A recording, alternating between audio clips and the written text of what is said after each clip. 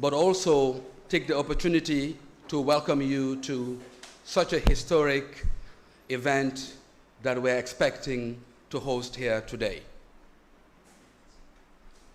We are all aware of some of the sacrifices that were made leading up to the elections of December 1st, 2016, and that also saw the coming together of 7 political parties and 1 independent to form a coalition that we refer to as Coalition 2016.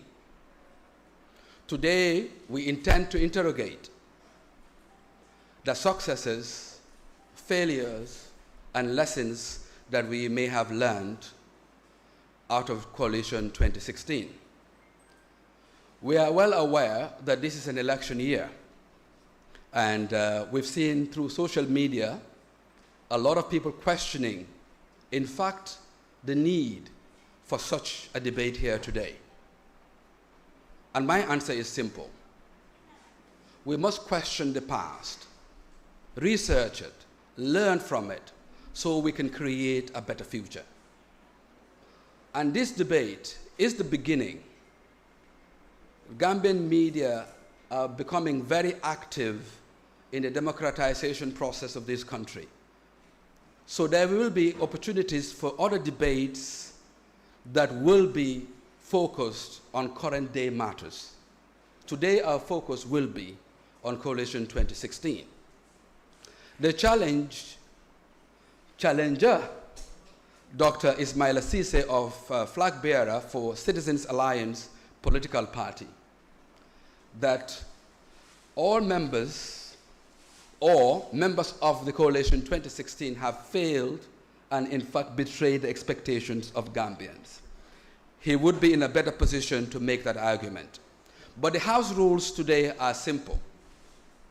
Each of them, beginning with Dr. Ismaila Cessay, will have 15 minutes to argue their point. At the end of the 15 minutes, each of them will answer questions for 2 minutes. Each of them can also borrow 2 minutes 3 times. Sometimes you are in the middle of an answer, the 2 minutes is exhausted, but the answer is not quite complete. So they can borrow 2 minutes, but only 3 times during the debate. If they say I borrow 2 minutes, that means they'll have an extension of 2 minutes, once, twice, and 3 times to the end. And we'd like to thank Saul Fraser of Global Properties, but also thank the media in Gambia. When we said, given 2 days, every media house in Gambia is here present today. And this, I think, is the way forward. Dr. Ismaila Cessay, we will begin with you with your first 15 minutes. You have the floor, sir. Thank you very much, Haruna. Thank you for hosting this very important discussion on the successes and failures of Coalition 2016 and mapping a way forward. I also take this opportunity to thank all media houses present here today, but also equally extend sincere gratitude to Honorable Halifa Sallah for accepting the invitation and willing to join this discussion. I don't think there is any better person than the Honorable to come and discuss and diagnose with precision the coalition. I think everybody knows that Honorable is the architect of the coalition, so I thank him for that. I'd also like to take this opportunity to thank him for his leadership during that very difficult period we call the impasse, by instilling hope and holding the fort for the runaway president. Today we're here today to discuss the Coalition 2016. I think this is important. The political season has started. In 2016, after many attempts, political parties came together to pool their resources and their energy and their knowledge and their political capital to play the qualifying rounds. They qualified, but could not make it to the final to win the trophy.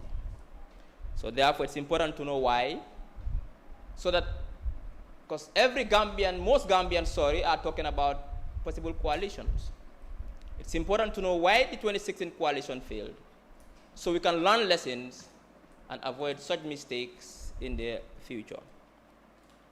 Note that this is not a competition. This is an exchange of ideas. Both myself and the Honorable will learn from each other, and I believe the public watching from home will also learn from us. We will leave this hall today with no victors. I will not be a victor, I will not be vanquished. The Honorable will not be victor or vanquished, but I think every Gambian will be victor today after this event.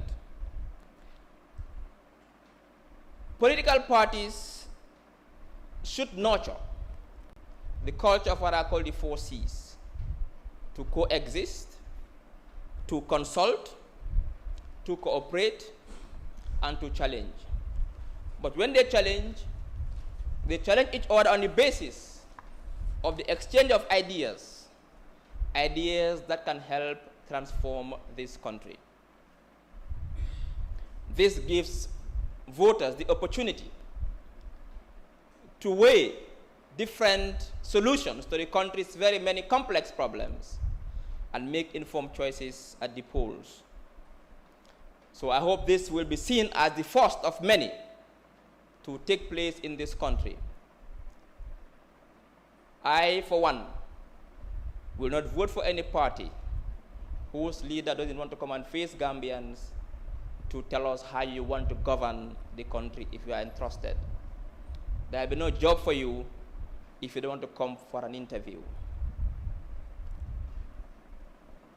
Ladies and gentlemen, in 2016, in fact, before I go further, I'd like to thank all coalition members, not only the Honorable, for forming a united front in 2016.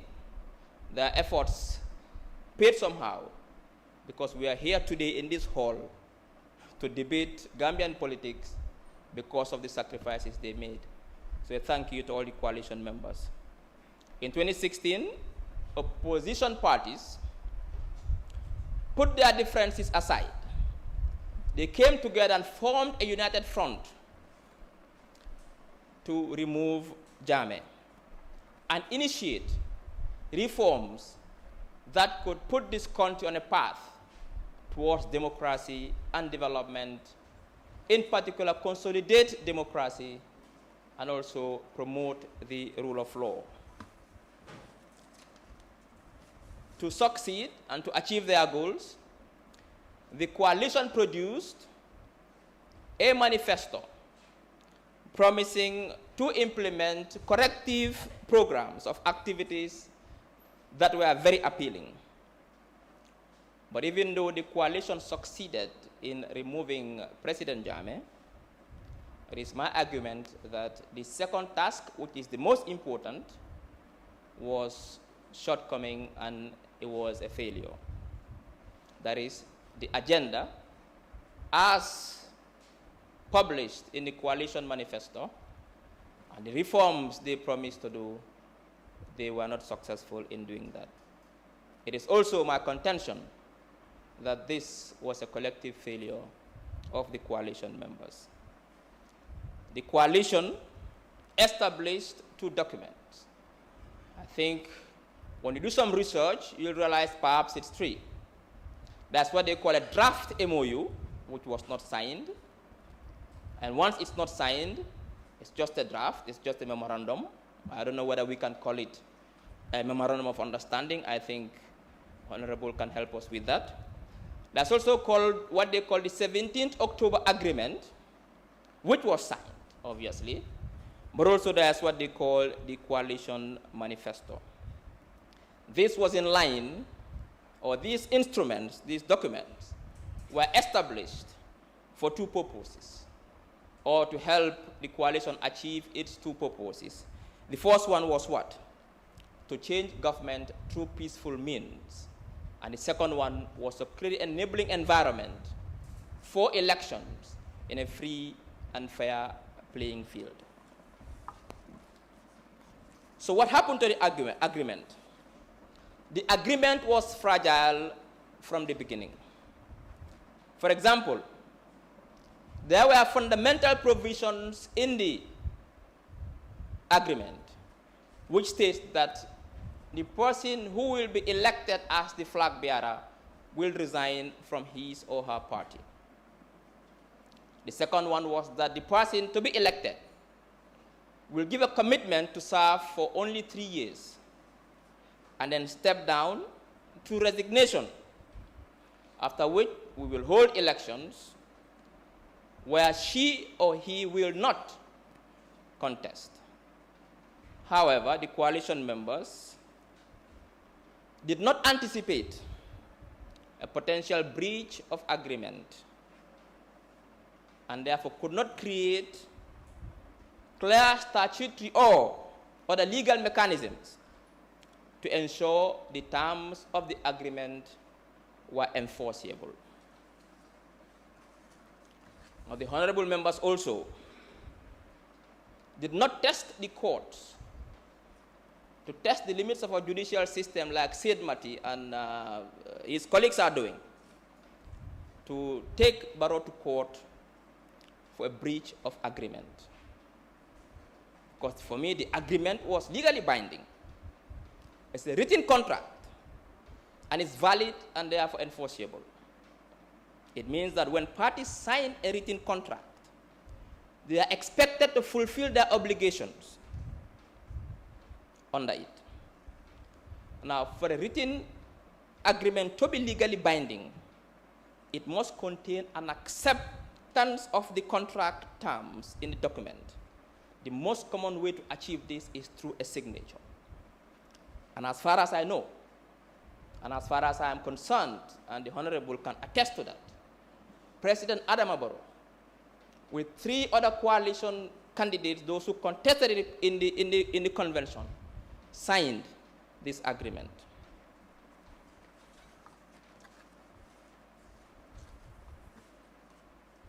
I read a press release by the party, DOI, on 9 October 2019, which states that, I quote, the strategic objective was to, that is of the coalition, the strategic objective of the coalition was to put an end to self-perpetuating rule by the voluntary acceptance of the coalition-sponsored candidate to serve a 3-year term and preside over a free and fair election in which he or she would not participate or give support to any candidate.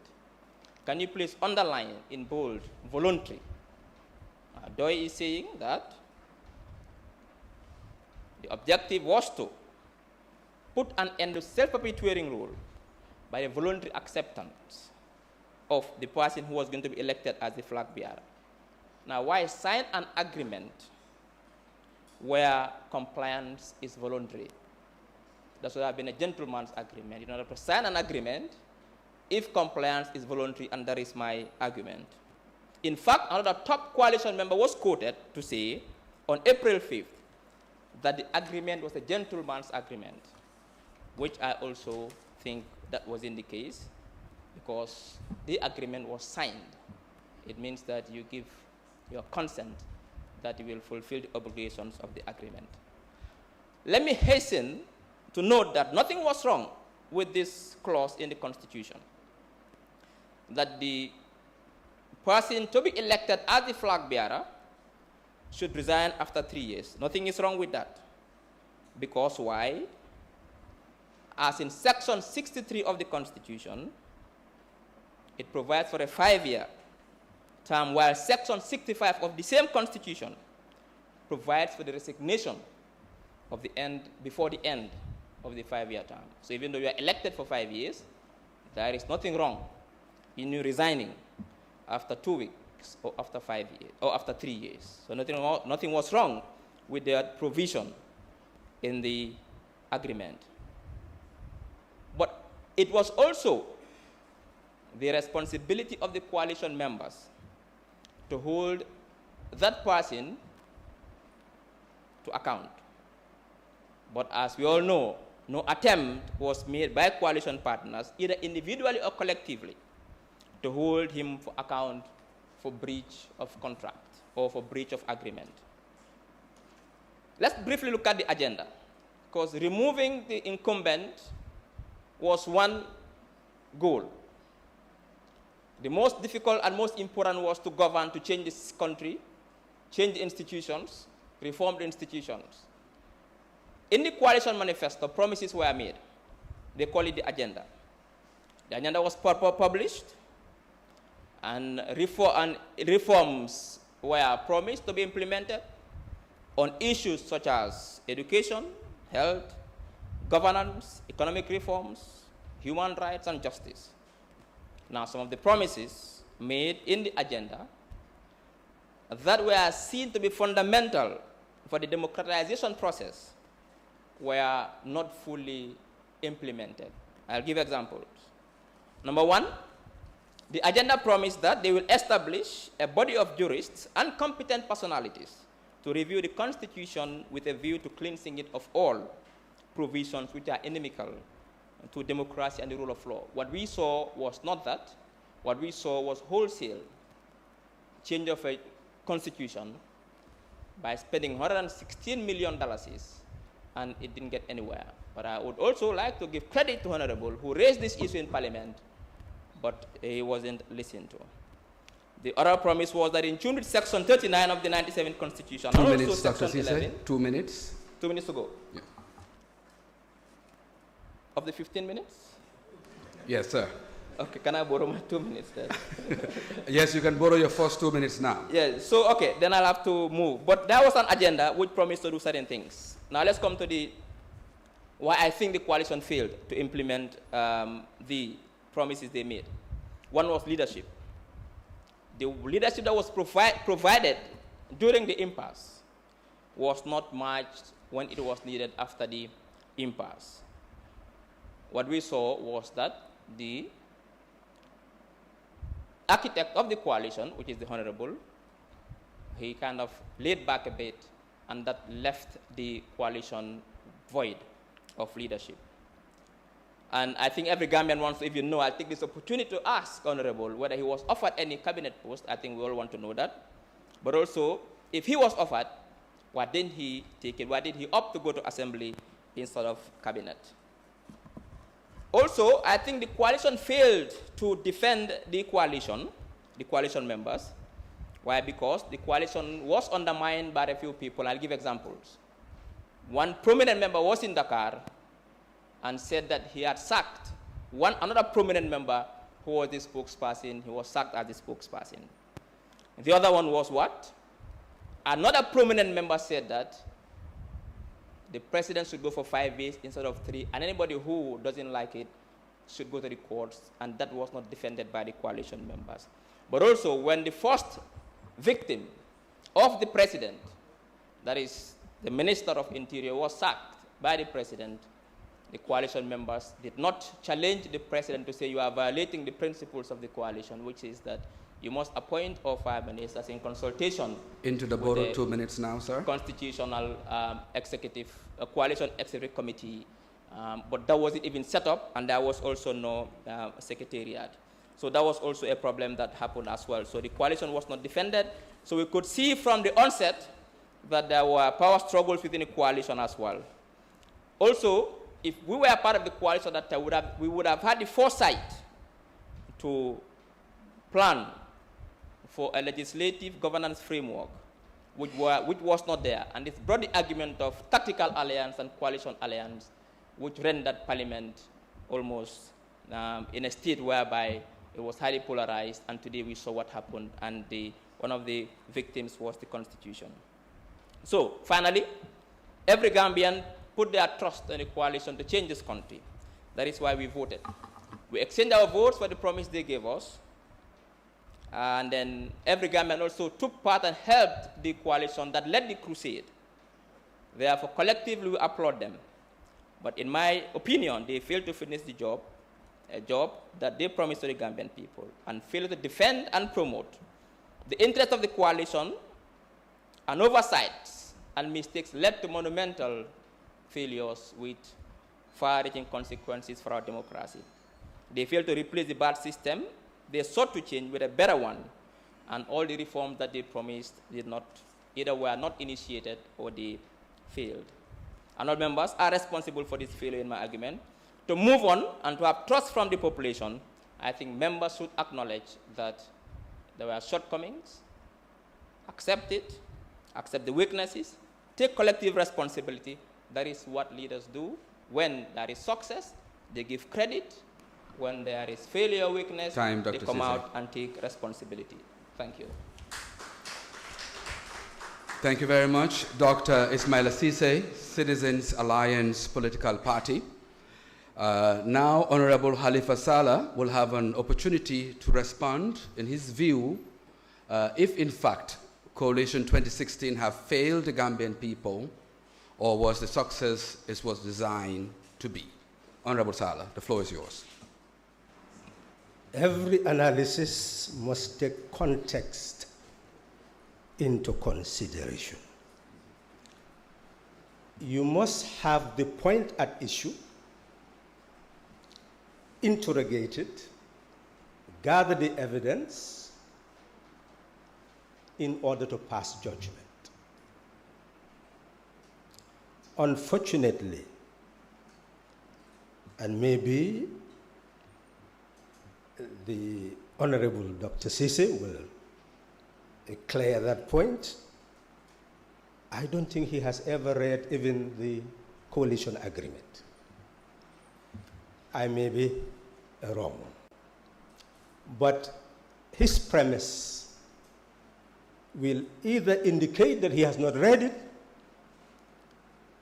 or does not want to fully explain its essence. The context.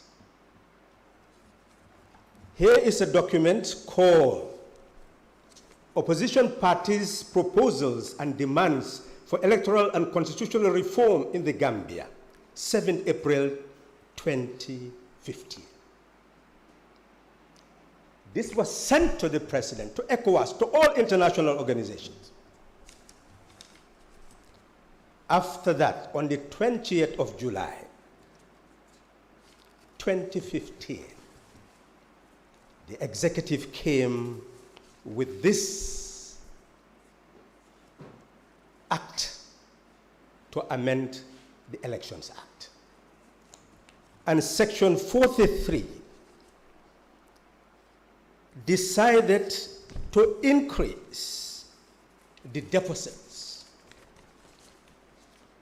to 500,000 from 10,000 for presidential candidates, 50,000 against 5,000 for National Assembly members, 50,000 against 2,500 for mayors and chairpersons, and then 10,000 against 1,250 for councillors. 48 constituencies multiplied by the 50,000. You can see that there was a deliberate attempt to make it impossible for the opposition to survive. And I will not mention the other additives. So the response of the executive was that it will not engage in electoral reform. What followed? All of you are witnesses to what DOI proposed in 2015, if proper research has been done. We indicated in our agenda 2016, published in 2015. And here I would be willing to give it to Honorable Dr. Sise, where it talks about strategy for 2016.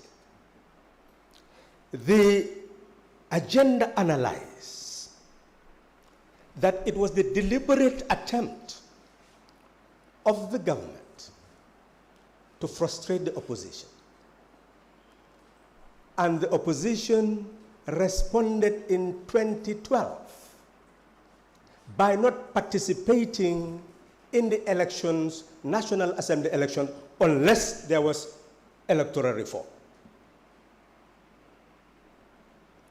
The presidential election indicated very clearly that the opposition could not remove the government from office by each political party being on its own. The result, 17% for UDP, 11% for the United Front. That was the result of the presidential election. The vote of the UDP was declining. Of course, the United Front was rising, but together is just 27%, which is what the UDP had in the 2006 presidential election. So we saw electoral reform to be absolute must. We called for it. We refused to participate unless it was done in 2012. And Doi analyzed the results of the 2012 National Assembly elections, where you had 48 seats, only 23 seats were contested. And out of those seats, you had result 80,000 for the APRC and 60,000 for the independent. Plus the 14,000 NRP, you had only a difference of less than 7,000.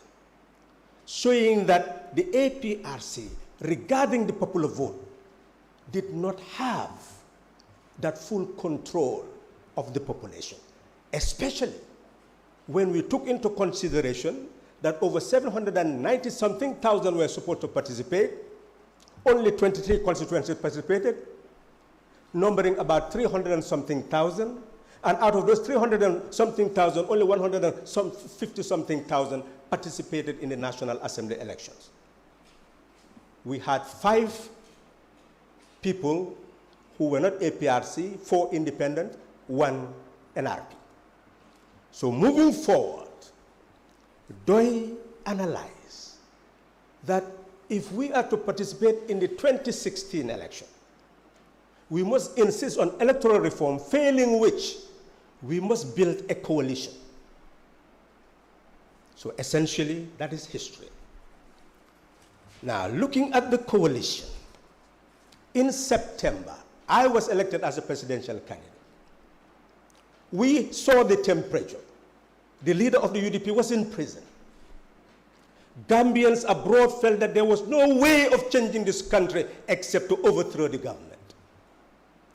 The government had decided that it is the power of the state that will protect it, because as far as electoral contest was concerned, it was going to win, hands down.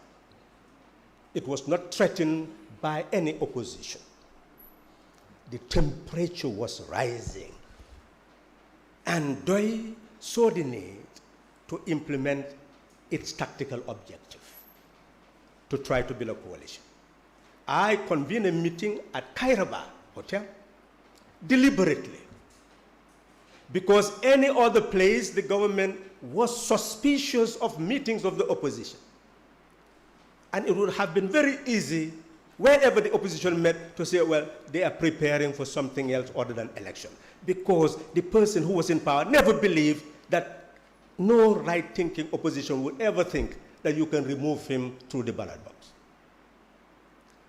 I knew very clearly that he will know everything that is happening at Kairaba. And by virtue of that, he will simply say, well, these people, leave them. That was the Achilles heel. Leave them. And we met. The beginning was not a coalition of parties. It was a coalition of the presidential candidates, and then involved their parties. 6 presidential candidates were ready to participate. For the sake of time, we all know them. We convened the meeting. Only 2 sent the presidential candidates. Rest sent their representatives. For 2 weeks, the discussion continued until we saw an opening. Eventually, a group calling itself Inter-Party Committee met me and indicated that, well, they were interested in what was happening at Kairaba. It was very clear then that they could also be incorporated in the discussion. Another woman, I do not need to mention names, also had always been writing to the opposition parties for coalition. We saw the need to involve the woman in the second phase. And finally, I contacted Honorable Dembo Boya to emphasize the need for the organization we have established, the opposition parties for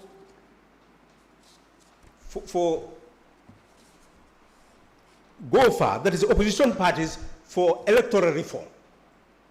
Opposition parties for electoral reform, GOFA, to convene a meeting of all the members so that we can start the process of coalition building. That was done. We had these independent civil society representatives to participate. But ultimately, the answer to your question is this. The coalition started the process of being built on the 14th of October. We met on the 17th to prepare the agreement. You will question me about the agreement. I will show you what is there. All it mentioned is that we agree to put the past behind us and come together to be able to have delegates, 10 representatives, in order to have a coalition building process. What was mentioned in the agreement is that we will have a committee on good governance, committee on national convention, committee on democracy and rule of law, committee on justice and human rights. We had committees. The committees met, made recommendations. We adopted the recommendation. These 3 years that you've mentioned became part of those recommendations. We participated in elections with the view to prevent the deterioration of the peace of the country. Insults everywhere, attacks everywhere. Gambia was in flames. We all know it. So the purpose of the coalition was to ensure that we bring about a change that will prevent Gambia from disintegration. That was the fundamental objective. The other objectives are collateral objectives, but the key objective was to ensure that we prevent Gambia from disintegration. And that succeeded. On the 30th of October, we selected a presidential candidate. I was a presidential aspirant. Why did I accept? Because failure to accept, the incumbent would have still been there. That would not have been a way of attaining our objectives. We decided to campaign on a platform of one Gambia, one nation, one people. And the coalition succeeded before the vast majority of people even knew what was in a manifesto. The Gambian people supported the coalition because they were convinced that where Gambia was heading would lead to disintegration. 2 minutes, Honorable Sallah. So in that respect, if we look at context, there is not a single Gambian here who would say that before October 30th, he or she believed that change will come through the ballot box on the 1st of December 2016. Not a single Gambian other than those who had the tactical objectives of building a coalition. So I must say that in that respect, for the country to change through the ballot box for the first time in its history, 52 years of history, nobody can say that the coalition did not attain the objective for which it was established. Now we must go, and through the question that will be asked, into the context of nation building after the victory. why did it take the shape that it did?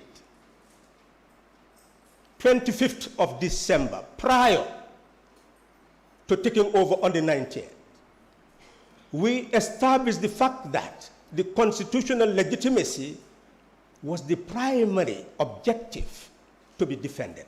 Electoral legitimacy, primary objective to be defended. We defended that through the impasse and stabilized the country and ensure a change of power through peaceful means. That is the second attainment of the strategic objective of the coalition, to ensure transfer of power through peaceful means.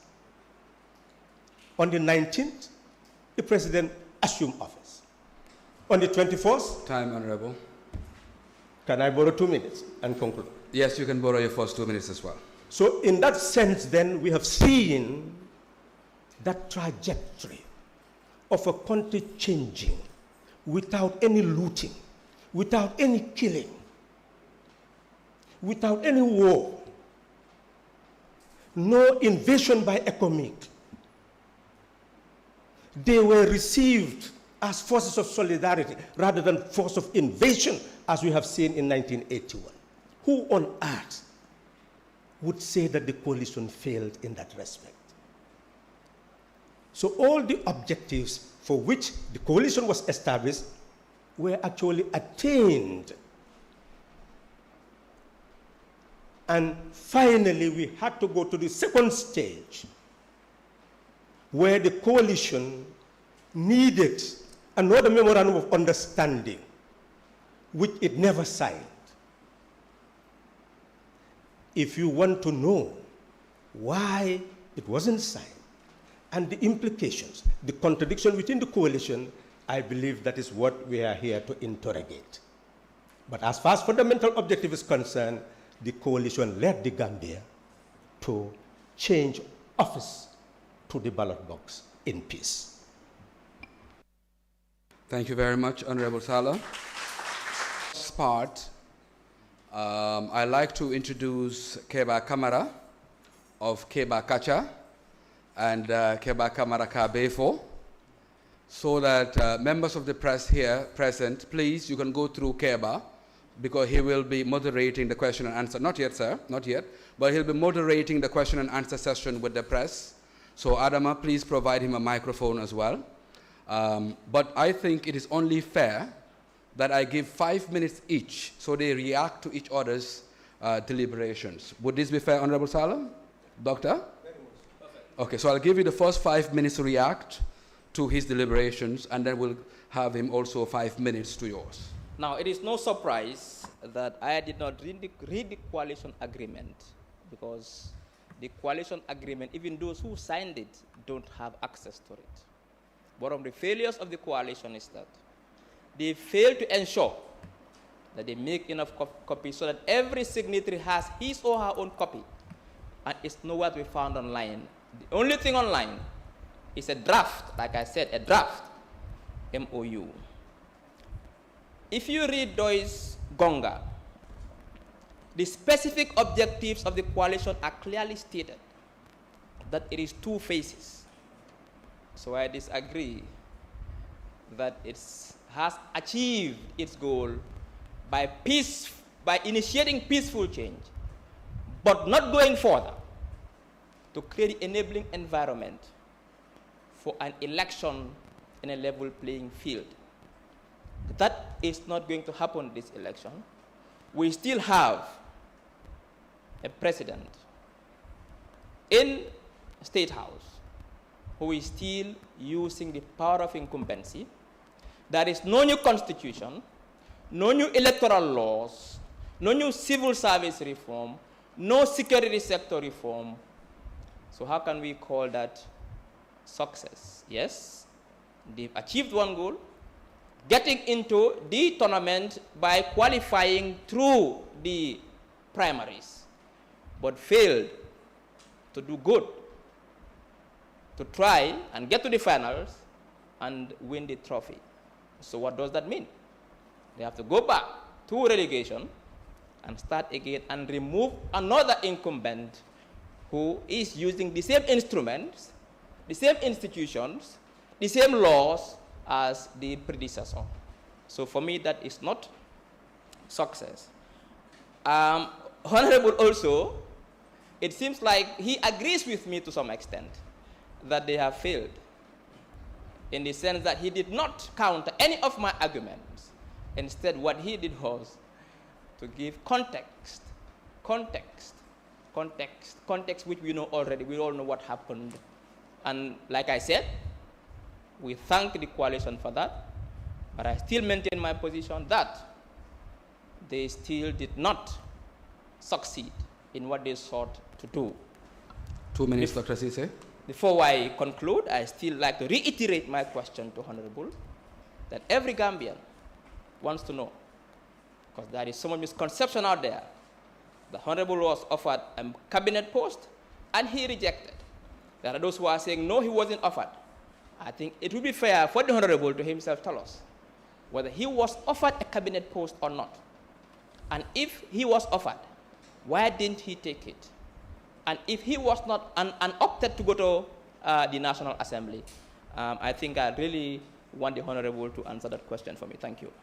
Okay, I'll start with the question and then analyze further. 5 minutes. I have said that the coalition must be examined in context. We've seen the fundamental objective. We are looking at the secondary objectives. The secondary objectives emerge from the recommendations of the committees. Let me just give you an example. The Committee on Good Governance indicated that the criteria on the tenure of the office of the flag bearer, that's why it said that the flag bearer shall head a transitional government for a period of 3 years. The transitional president shall be open, transparent, and accountable to all during the transition. The transitional president shall respect the views and rights of the citizens. The transitional president shall not support any party during the transition period. The transitional president shall not seek for re-election until after the 5 years after the transitional period. The transitional leader must be a unifier, good listener, team player, and easily accessible person. Each contestant shall make pledges to respect and uphold all the conditions circumscribing his or her tenure as established by the coalition. So you can see that the coalition was being weaved in progress. Imagine meeting on the 17th of October and drafting all these documents. And on the 30th, within 2 weeks, you held a convention. From 30th October to 30th November, 1 month. 30th November to 1st December, 1 day. Within 1 month, 2 days, you change power that was mightier than any power ever established in the Gambia. So you can see the sequence of events. And therefore, these, what you saw here, or what you see here as recommendation, should and were incorporated in what you call a draft. There's nothing like a draft document. Something was prepared for us to consider. It was never considered. And all this were incorporated in it. And that should have guided the second process. That second process is executive power situated in the Constitution. And that executive power has absolute authority to appoint ministers, to remove ministers, whilst the governance established by the coalition would have required consultation with the coalition. You'll be able to get these documents later so that you see what was prepared to guide the implementation of any recommendation made by the coalition at the level of executive power once it assumes responsibility. You've asked me the question, was I offered? On the 25th of December, you've heard the president made a statement indicating that we were going to establish an agency for sustainable socio-economic development. The agency will establish an expert bank. And all Gambians will send their curriculum vitae, which they did, many did. And from the expert bank, we'll create clusters of experts on all issues of national development. And they will make their recommendation, short, medium, long-term recommendation, before the president assumes office as a start. And those ministers who will eventually be appointed will rely on those documents to start the process of governance. I volunteered to head that agency. The documents were given to some members of the coalition to vet. Eventually, we had a consultant, pristine consultancy, go and ask the gentleman, to prepare the template, to create the database for all Gambians and anybody else in the world who would wish to be part of that expert bank. Did that happen? All became chaff in the wind. So do we say that is the failure of a coalition? Is the failure of the executive assuming office and beginning to run a government like a normal government? Eventually, it was not a coalition government that came into being. It's the executive presidency that came into being. Thank you, Honorable. Thank you very much, gentlemen. I think the media is ready, but I'd like to fire a few questions to set the ball rolling. And I'd also like to propose, as many that at the end, each of you may choose a local language for closing remarks, perhaps use it to summarize if you may. Honorable Sallah, is this reasonable, Doctor? It's reasonable. Maybe 5 to 10 minutes in the end, so somebody will speak a Wolof or a Mandinka somewhere so that we'll carry the general public along. Dr. Sise, my first question to you is, a dictatorship ended by the coming together of these political parties. We've seen the setting up of commissions. We've seen the National Human Rights Commission. We've seen the Truth and Reconciliation Commission. We've seen reforms and change. And in fact, media freedom, proliferation of political parties. Will you not attribute all of these to success of Coalition 2016? If yes, yes. If no, 2 minutes. Well, no to some extent. No to some extent. The TRRC is yet to be ready. We are waiting. If the TRRC's recommendations are not fully implemented, it has failed. The Janneh Commission's recommendations are not been fully implemented. There is still fiscal indiscipline in this country. They suggested and recommended for 28 people to be expunged from the civil service. For taking part in sleaze, they are still serving in government. So therefore, the selective manner of the implementation of the Janneh Commission, and also the things that the Janneh Commission recommended have not been implemented, so that's a failure.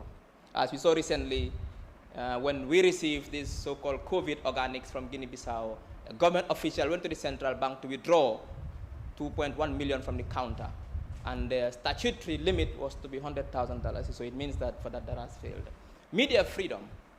It's the media that fought for it. Gambians voted. The coalition cannot take credit. That is why I think leadership has failed in the coalition. Let them come out and take responsibility as well, so that we know that, to be honest, they've taken responsibility that it has failed. But to be honest, I don't attribute the freedom to the coalition. Gambians came out to vote, and they voted out the dictator. And it was not only the success of the coalition, it is the success of every Gambian. So I wouldn't attribute that success to the coalition. Thank you very much, Doctor. Honorable Sallah, a lot of fingers are pointed in your direction to say, you designed such a beautiful document, the coming together, unbelievable that this was possible. You guided, you molded, you've written, you've spoken, you've calmed the public, you participated, only to withdraw your support and participation after winning. That, in fact, many say, is the reason why it's not fully implemented. The objectives have not been attained because of your lack of participation yourself. Yes? No? 2 minutes.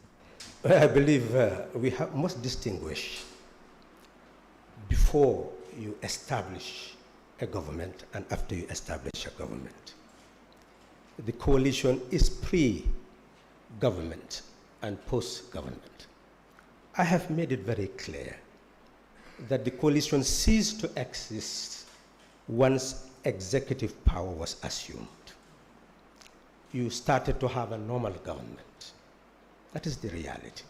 And when you have a novel government, the president will consult, the UDP will consult all the other parties, PPP, etc., and say, I'm offering you this ministerial post. If they accept, then that becomes their post. Then to look into all the provinces, people with the expertise, and appoint them as ministers.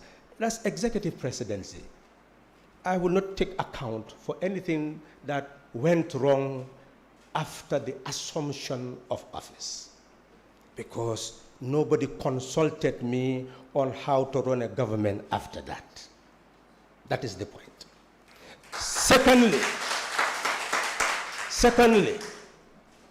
we assumed as DOI that we could move into a coalition trajectory by having a National Assembly, which was Coalition National Assembly.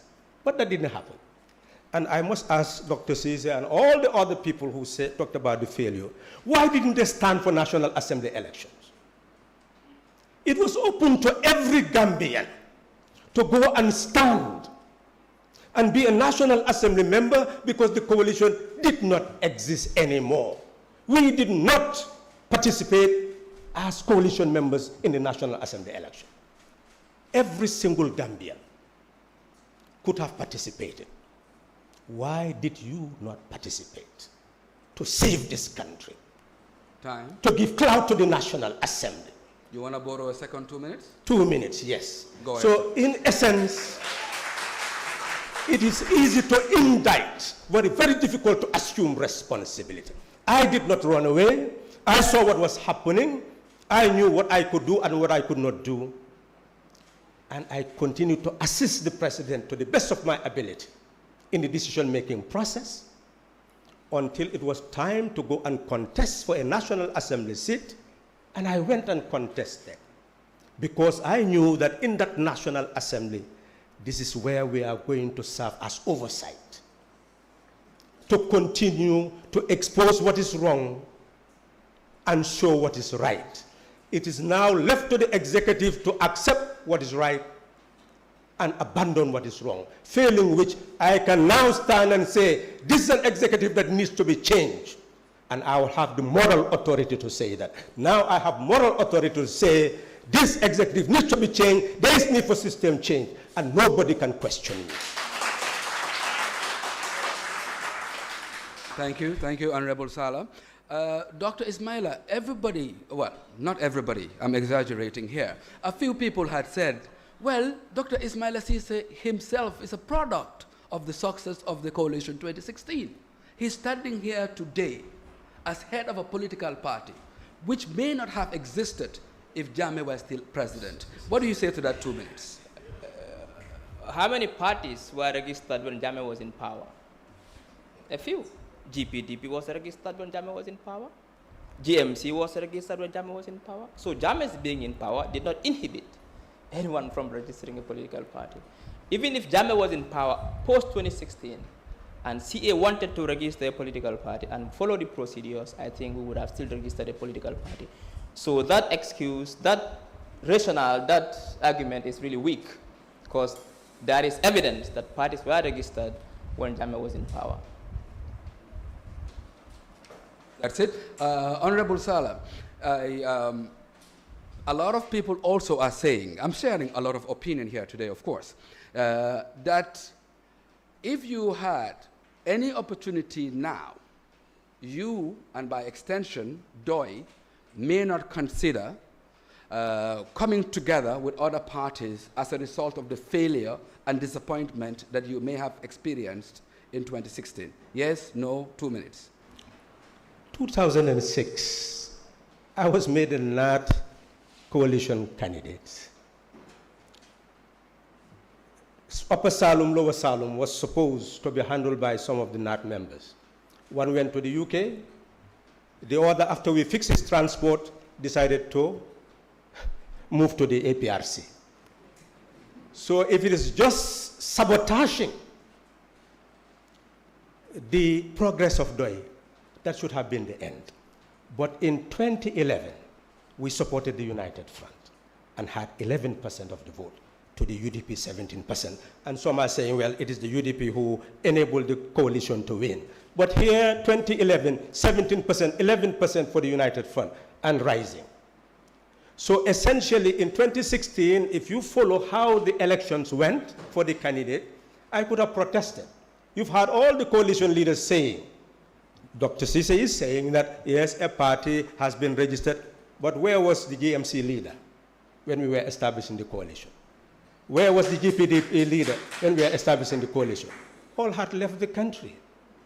This was not a safe ground for genuine multi-party contest. That is the reality. Let's accept that fact. The coalition has changed, has shifted. You see, development is not always planned. Sometimes it can be spontaneous. Sometimes it can be incidental. What is incidental to the change is not the plan that some of us had.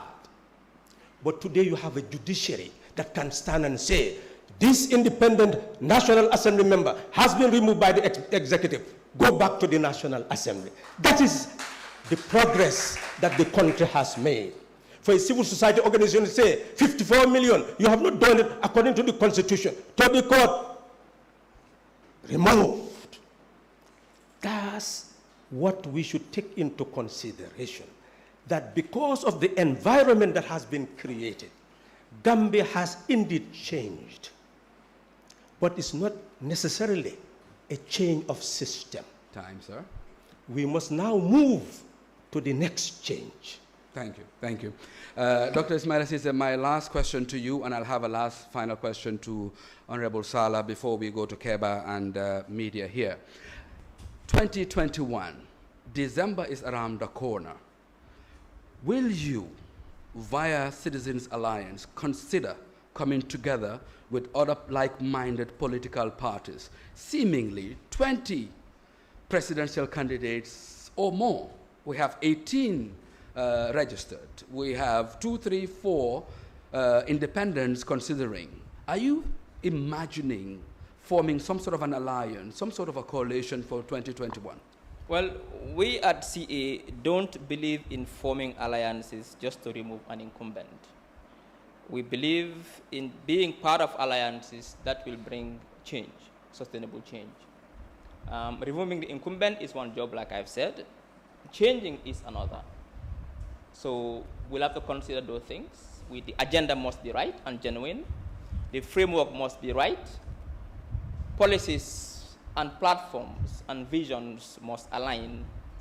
Then maybe perhaps we can start discussions. But for now, we will not engage or take part in any coalition just for the sake of changing incumbent and replacing that incumbent with another incumbent, and yet there will be no sustainable development or change in this country. Thank you.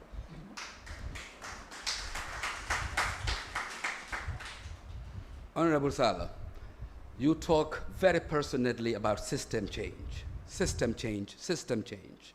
What is system change? And can you bring us system change? 2 minutes. We've seen that sovereignty resides in the people of the Gambia. But look at our division into ethno-linguistic groups, into religious groups, into all sectors of society. That is what we intend to change, to unify the Gambian nation, so that we know that sovereignty resides in each of us, and collectively, we must exercise that power to control the resources of the land in order to eradicate poverty, eradicate injustice, eradicate ignorance. The ocean belongs to us. Look at Batokunku, Sanya, and Kato. They are mining. First Republic is like Gambia is just a groundnut country. Nothing is here. Second Republic, they discovered that. But they were mining and selling, and nobody knew what they were doing with it.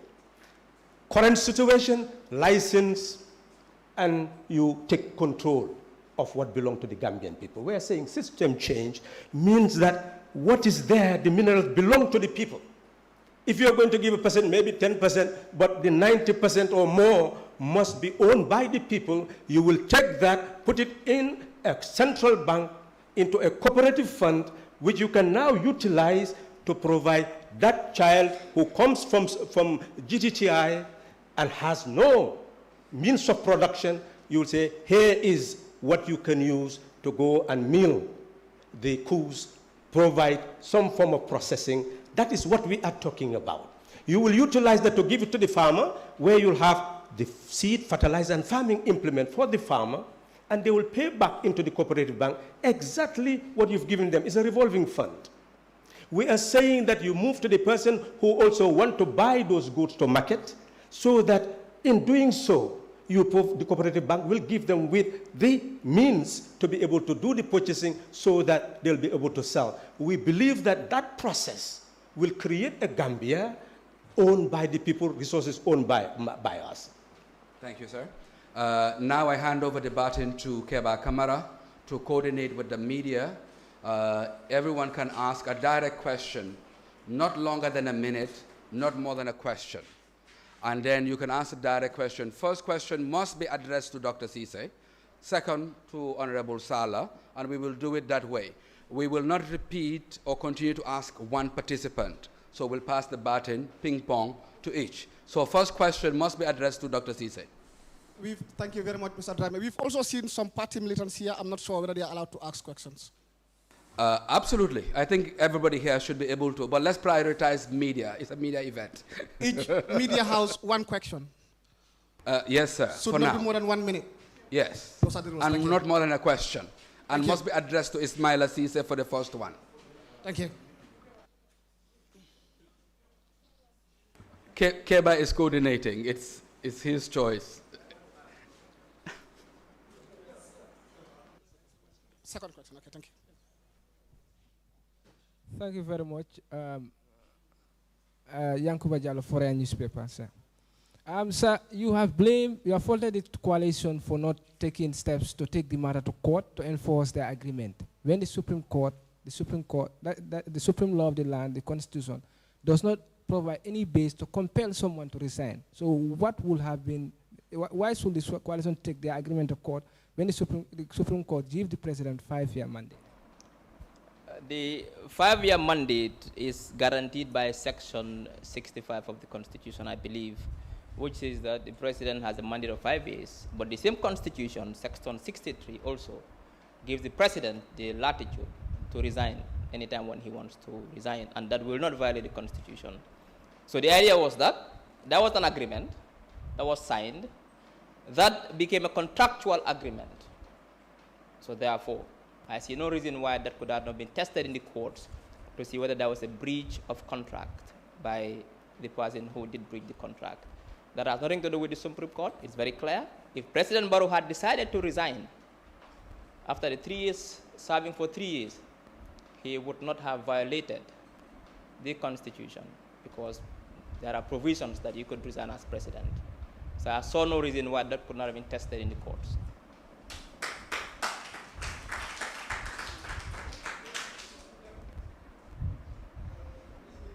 Lady?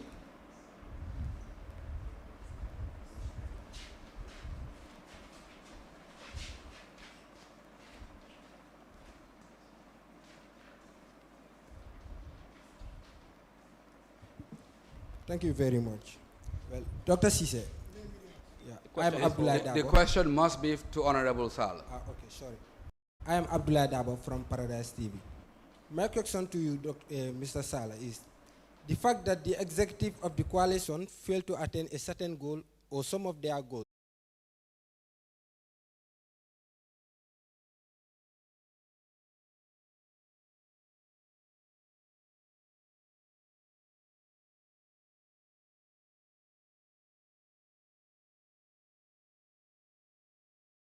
Designed to remove a person from office. It succeeded in doing that. To ensure a peaceful transfer of power. It succeeded in doing that. After that, we had recommendation as to what should happen. But that cannot be supreme because you have a constitution and the person who is elected would govern according to the constitution. I would come to agree with Dr. Sise that we have not fouled the constitution. Because Section 65 does say that the person can resign, and that could be in 2 days or 3, etc. I am emphasizing to you that my recommendation to establish an agency for sustainable socio-economic development did not go very far prior to the assumption of office by the president. If that has not gone very far, what is the use of me assuming a ministerial post when I was recommending something much grander? Imagine an expert bank where all Gambians would have been involved in managing the affairs of this country. If that is rejected, what is there for me in a ministerial post? The president would not give me a ministerial post, would not offer me a ministerial post, because I was his spokesperson. I had to demand for something. He would not know what I want. But I have to look at the situation and see what was going on. Would it have been moral for me to demand from the president that give me the position of vice president? Many people were saying, this is the man who should be the vice president of the country. Would it have been moral for me to actually demand for that position? What position should I have demanded for? What position should he have given me? I ask you people. But that president knows that my motive, which I declared to the Inspector General of Police when I went there after the victory, that the president, the incoming president is under threat. And you are the people who must defend the outgoing president and the incoming president. That for me, I told the Inspector General, he's still alive. That for me, I have no vested interest because I will never be a minister in this government. Because I wanted moral authority. Thank you.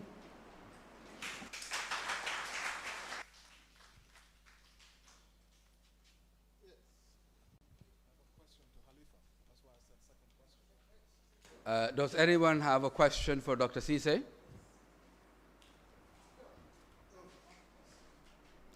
Ka, here.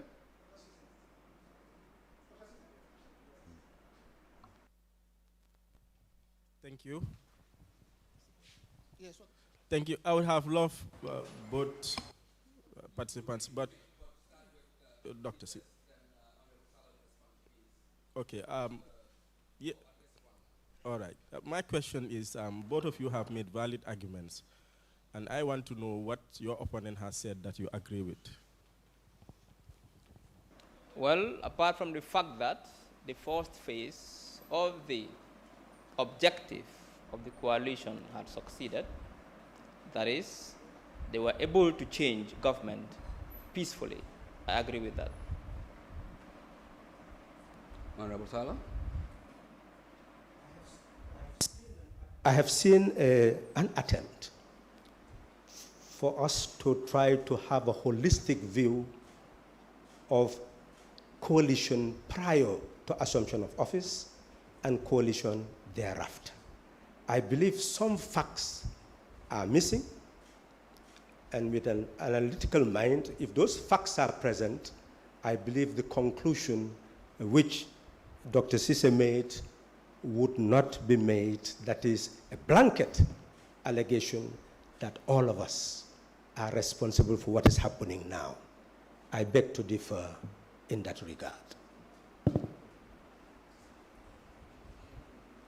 Thank you very much. Rebuttal. I'm speaking here as a citizen, not as president of the Bar Association. This question I would like to put to Honorable Sallah. Sorry. Okay. You may do two, but let's do doctor. It's Okay, doctor's very well. turn. Very well. The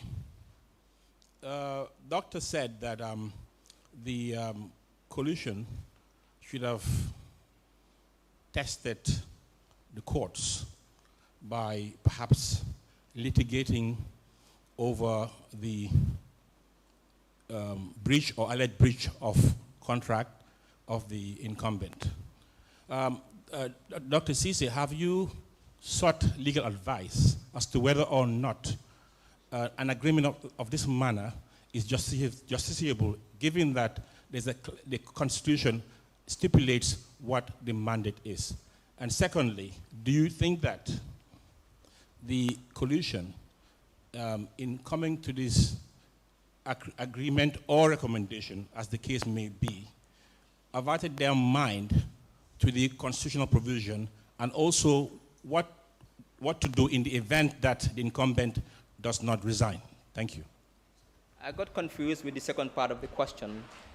The first one is very clear, but the second part I got a bit confused. Okay, the second part is, do you think that the coalition have addressed their mind to the possibility of the flag bearer not agreeing to resign, and if so, what to do about it? Well, I would not be in the mind of the coalition members, so I cannot definitely answer that question. Lest I'll be making hypotheses that I wouldn't want to do. But when it comes to the legal advice, yes, I spoke with a few lawyers to ask them about binding, whether signed agreements are legally binding. See, there are two levels here. There's a signed agreement. There's an agreement was signed that I, President Adama Barrow, agree to be part of this framework, and I agree that if I'm elected as flag bearer, I will resign from my political party, which he did. I will serve for 3 years transition, and I will resign and will not contest the elections after that. That is one. Now, the Constitution is clear that the mandate of the president is 5 years. But the same Constitution gives the president also the privilege to resign at any time he so wishes.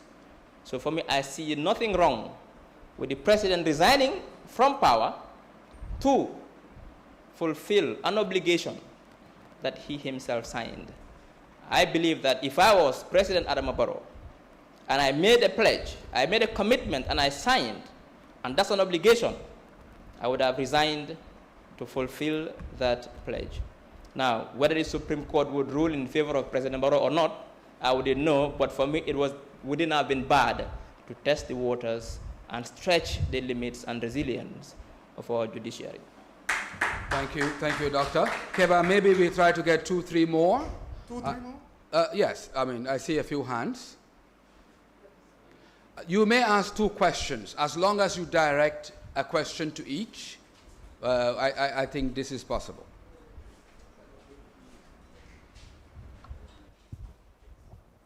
Thank you very much. Yusuf Taylor for Gynaco News. My first question is to Halifa. You made a very controversial statement once. Regime change. There is no system change. Doctor has highlighted that the second part was the most important part. My question to you, Honorable, are you now saying that regime change, which brought through President Adama Barrow, is the ultimate success? My first question. Then to Doctor, we've seen Honorable Halifa has tried or attempted to run for president for a number of times and has not been successful, but he has gone into National Assembly. Will you be willing to do the same if the 2021 presidential elections are not successful for yourself? Will you be willing to do the same? Honorable Sallah first. Correction, when you say I've stood a number of times, I don't think that is accurate. I wanted to stand for Doi in 2016, the only time that I was nominated to stand for Doi, but you know what happened. I have never been a candidate of Doi, and Doi has only participated in 3 presidential runs. And that was 1992, 1997, and 2001. Since that period, we have been promoting coalition building. You've mentioned that I made a controversial statement. I don't know what is controversial about that. We see the poverty in the country. Go to the market now.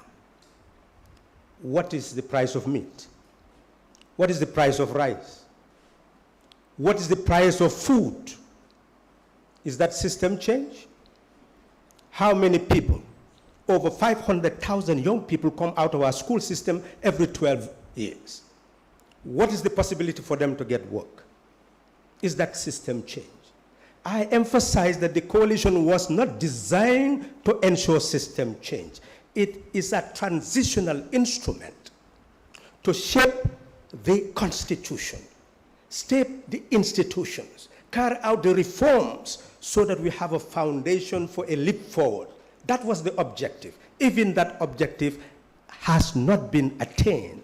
My argument with Dr. Sise is that he is putting the coalition as a continuous organ for government. I am saying there was discontinuity after the assumption of executive power. That's my argument. And that discontinuity must be seen to be responsible for what is happening here. And I am not part of that. That's my position.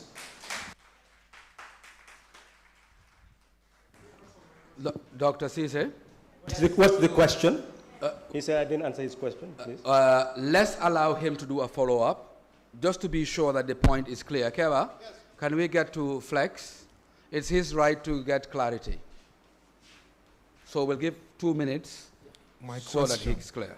It's simple. And the reason why I said it's controversial, the president picked it up, and it was a controversial issue. The question, are you now saying that regime change, which brought through President Adama Barrow, is successful? That's what I'm asking. That's precisely what I'm saying. That you had Jammeh here. We removed him in peace. That's what I'm saying. That's successful. What bigger success is that? 52 years, your country had never changed through the ballot box. This was the first time in history for your country to change through the ballot box. You said that's not successful? That gave you a starting point. That's why the media is here today. You know what was happening during the impasse. My friend is here, Mr. Tal. He knows what happened. Gambia has decided. What happened? No, it's not about what you see. This is the mediocrity. Who will stand against arms? It's not about running away. The issue is that there was a desire to emphasize the change that had occurred. But the might of the state was still in the hands of a transitional president. And we changed that. And he left in peace. And that is what we must appreciate. Dr. Sise, would you want a repeat of the question, or you're okay? No, I think the question is very clear. Go ahead. Is that an assumption that if she doesn't win the elections, that whether I would be ready to go to the National Assembly? Well, I wouldn't be in a situation to make that decision now. My focus is on the presidential elections, and that is what I'm working towards. So I cannot be aiming for the Premier League and start thinking that about relegation to the championship. So how many more questions, Mr. Durrani? How many more questions? I think we still have time, so please, let's get a few more questions in.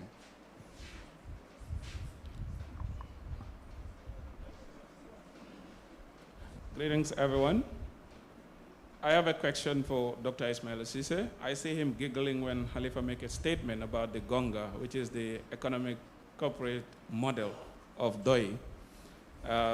Mr. Sallah, Honorable Sallah made it very clear that the public sector is the one mandated, according to their vision, to be the trustee of the wealth of the nation.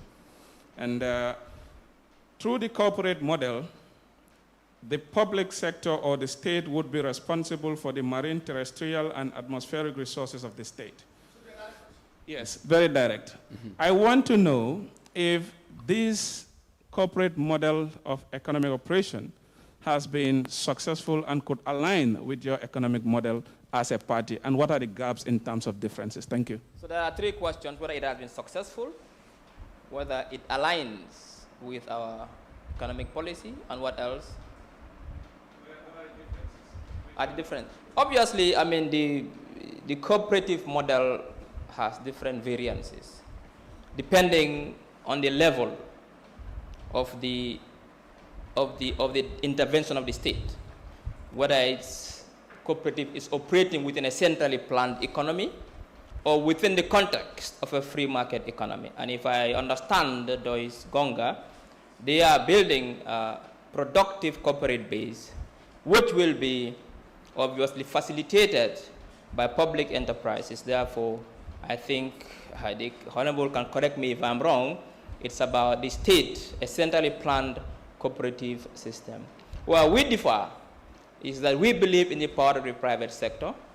We believe in the free market economy, because we believe that the free market breeds competition, which breeds innovation and ingenuity, and therefore which helps the economy to thrive and create jobs.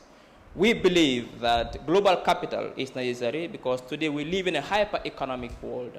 The person who attracts, wills, and spends global capital wisely will be in a position to transform their societies in a very short period of time. So therefore, we don't mind having a cooperative system, but not within the framework of a centrally planned economy, but within the framework of a free market economy. That is why the differences are. So you could call Sise perhaps socialist-oriented insofar as the distribution of national wealth is concerned in accordance with the principles of fairness and solidarity. But how would we generate that wealth? We want to create the enabling environment, get the right legal frameworks, build knowledge economy, build human capital, build infrastructure to attract wealth, diversify the economy from agriculture to services to marine, and you name it, to tech, so that we provide jobs for our young people within the context of a private sector that can thrive, that can create jobs, and that can also bring in wealth needed to invest. You may borrow 2 minutes if you like. I'm fine. You're fine. Okay. Then Keba? Okay. My question goes to Dr. Cessay. Dr. Cessay said he did not see the coalition agreement. What I didn't want is happening now. I don't want all questions to be focused on one. Do you have a question for Honorable Sallah? If not, we'll go to somebody else and come back. I think we've also broken the rules. The idea was that the media only will ask questions and not party militants. Oh, that's a party militant. Okay. So therefore, Haruna, I think you said party, as far as everybody. Participants. Yeah, participants can also ask. Yes, but the email was only media will ask questions, the press, and not party militants, and not party. But I may not be able to identify who is a party militant. Well, they can introduce themselves to say, I'm from this media house. Well, when you say it's only media house, we can do that. We can control that. What are we going to do now? Wait, let's have so many people ask questions here, and they are not actually from media houses. Which has already happened. Which have already happened, yes. But let's respect his opinion of party militants not asking questions. Okay. So ordinary Gambians and media persons can ask questions. Perhaps. That's a problem as well. How do we differentiate between party militants and ordinary Gambians? Let's stick to the rules, Haruna. Let's go back to only media. Only media. I don't want to be accused of anything, because we've laid the rules ahead of the debate. So let's stick to that. Only media. I think, Keba, you would recognize everybody from a media house. So media houses want to ask again. Is that possible? Well, if a fresh hand is not up. No. If a fresh hand is not up. Are there some fresh hands that didn't ask before? If not, then we'll go back. Can you please stand up? We're not seeing the person. Yes. Please. Good evening, everyone. My name is Fatou Samba. I work for the Gambian Talents TV. And my question goes to Honorable Sallah. A lot of people say you are generally angry, and that is why you are responding to every single question that people talk about you. Some people say you are childish to respond to every individual who says everything about you, including ordinary Gambians, and that will delay your process. A leader, let's talk the talk, walk the walk, whilst others talk. What is your response to those who believe that Halifa Sallah, when elected into office, will be busy responding to every Gambian comments made against him instead of working? Well, I believe I think you said 2 questions. I think that is what democracy is all about. Okay, let's go. Let him respond, and then you may ask Dr. Ismaila directly right after his response. If leaders are not responsive to the questions of those people they lead, I don't know what type of leaders they are. If they think that they are above the people who elect them, I don't know what type of leaders they are. if those who are led believe that their leaders are above them and they should not raise questions and debate with them, I don't know what type of people we have. We are building a sovereign country with a sovereign people. People who know that leaders are not rulers. They are servants of the people. And they must answer to their every question so that they are clear on who they are supporting and for what. So those people who make those statements are entitled to them. I do not argue with opinions. I respect them. Our second question for Doctor. All right, Dr. Ismaila, the question is, you made 10 promises recently to the Gambians, and this is what you said. How do you intend to fulfill this agreement? President Barrow and the coalition, some coalition government officials or some coalition members made several promises to Gambians, and they did not fulfill it. I think he knows there are 10 points. Yes. So we want to know whether he will just make promises just like anybody and without fulfilling it. They said 3 years, and the 3 years is not fulfilled. Well, I will not make 10 promises if I know I cannot fulfill 10 promises. If I had known that I can only fulfill 1 promise, I would have made only 1 promise. Because I know I can fulfill the 10 promises. That is why I made 10 promises. Thank you. Media house, journalist. I can continue here. We've gone about just under 90 minutes. And for fair play, I have a question here. Maybe I'll go with you, Honorable Sallah. And the question really sent to me, I don't want to name a person, but it said, would you consider the 2016 coalition agreement as a good model for future alliances with political parties? Well, the model was based on a challenge that there was no level ground for multi-party contests. There is no second round of voting. If you have constitutional reform where you have second round of voting, well, it means that all parties will be able to participate, and then coalitions can be built on the basis of who is the front runner after an election. But where you do not have a level ground and the incumbent is becoming more and more entrenched, then of course Coalition 2016 would be a model. But where you have second round of voting, that would not be the case. But in the instance of the Gambia, we must accept that regime change is not enough for the vast majority of people. What people really want is an end to their suffering. So it means that the type of coalition that could be formed must be coalition that will lead to a system change, that will lead to addressing the needs of the people. Thank you, Honorable. Dr. Ismaila, one of the cardinal and central components of the Coalition 2016 is civil service reform. What are your views on it so far, 4 years in? Well, the civil service reform wasn't even initiated yet because we still have the same bloated, inefficient civil service. So no reform took place in that front. And that is why if you look at our 10-point plan, number 1, we are promising to diversify the economy, to make sure that there is growth, provide jobs, reform the civil service and state-owned enterprises, and eradicate corruption. So we take civil service reform very seriously. We need to motivate and bring incentives. We need to set standards within the civil service. We need to ensure we digitize the civil service so it is more efficient, so that people are, the civil service is supposed to serve the public. That is why they call it the civil service. But for now, it is failing in that front. And we need to reinvigorate and revitalize the civil service so that it is fit for purpose.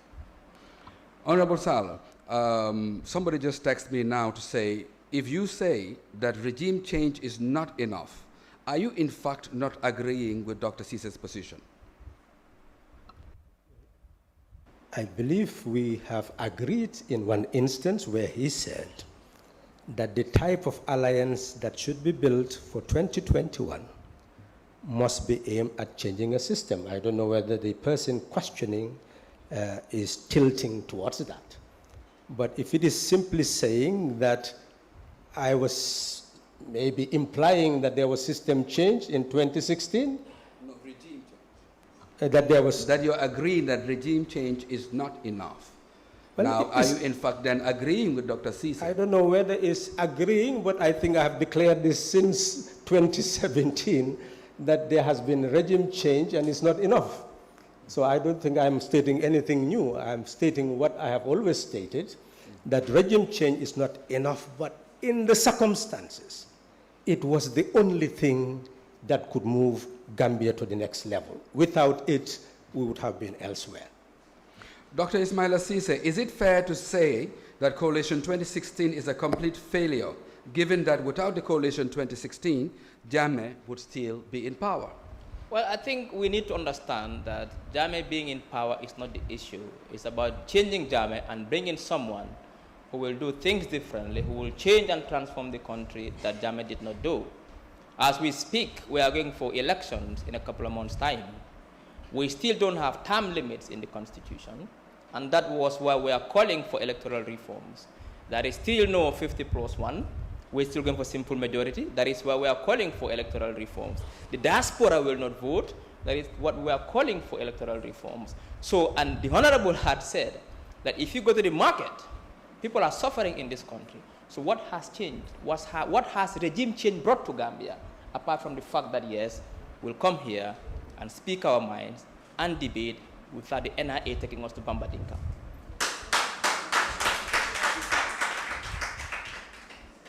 Now, you may ask, Flex, we will come to you. I think Flex wants a question.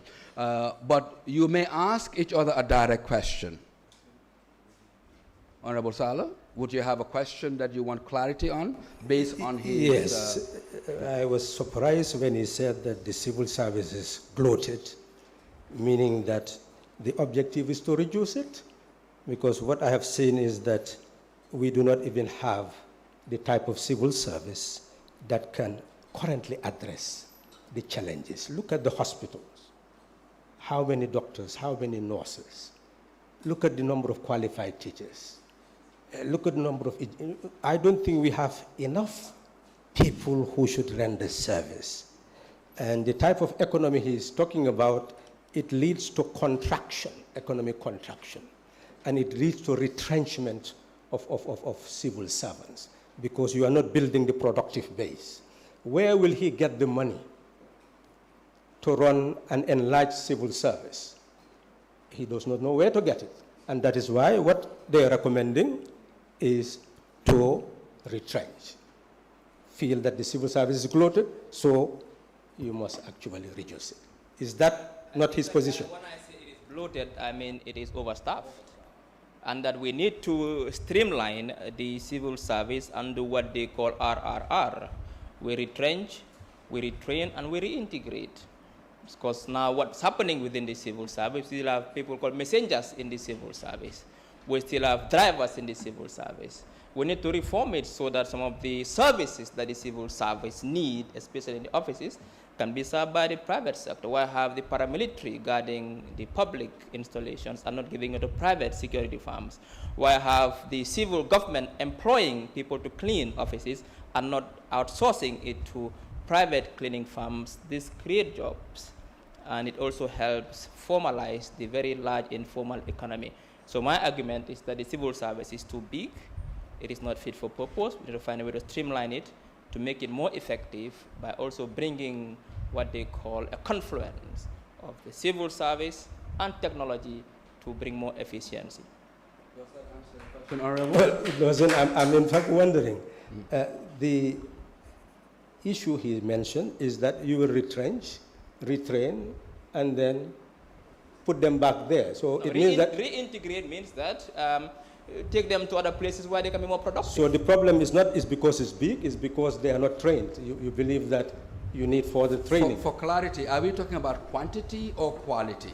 That is what I'm saying. I think yes, that's the issue. Let's find a convergence Yes, here. that's what it is. If it's bloated, are you saying it's so many incompetent people? Not incompetent, so but some people who are not serving any purpose in the civil service must be removed from the civil service and they train for other sectors. There are other sectors that need people. Today, as we speak, in our 10-point plan, we made a pledge that we are going to provide 100,000 jobs within 5 years.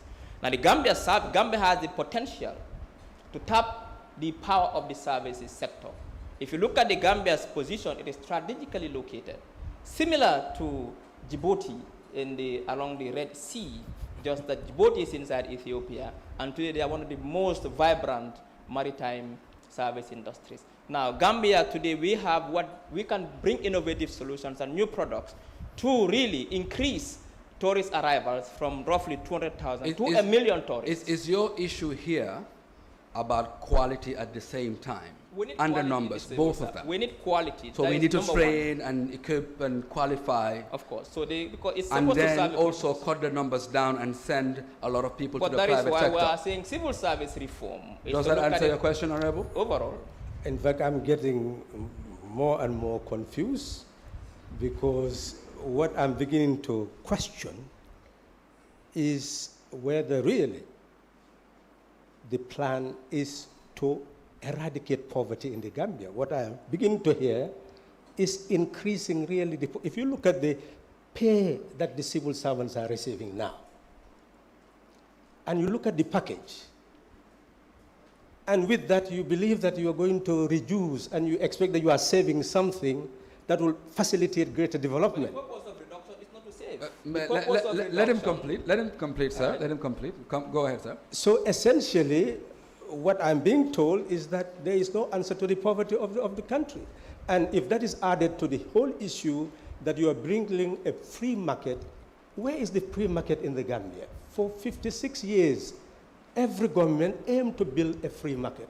How many people are actually earning to have business in this country that can employ the type of population that he's talking about? Where is the free market in the Gambia? Can I ask a question to the Honorable? Yes. No, you may answer. You may answer. Where is the free market? The free market is existing. It's just that its potential has not been maximized because the enabling environment was not created by the government, but by previous governments. We did not build human capital, which is a prerequisite to have a vibrant free market system that brings in wealth. We did not build the relevant infrastructure, which is a prerequisite. We did not also get the right legal frameworks to fight corruption so that investors can have confidence in the market and bring in global wealth.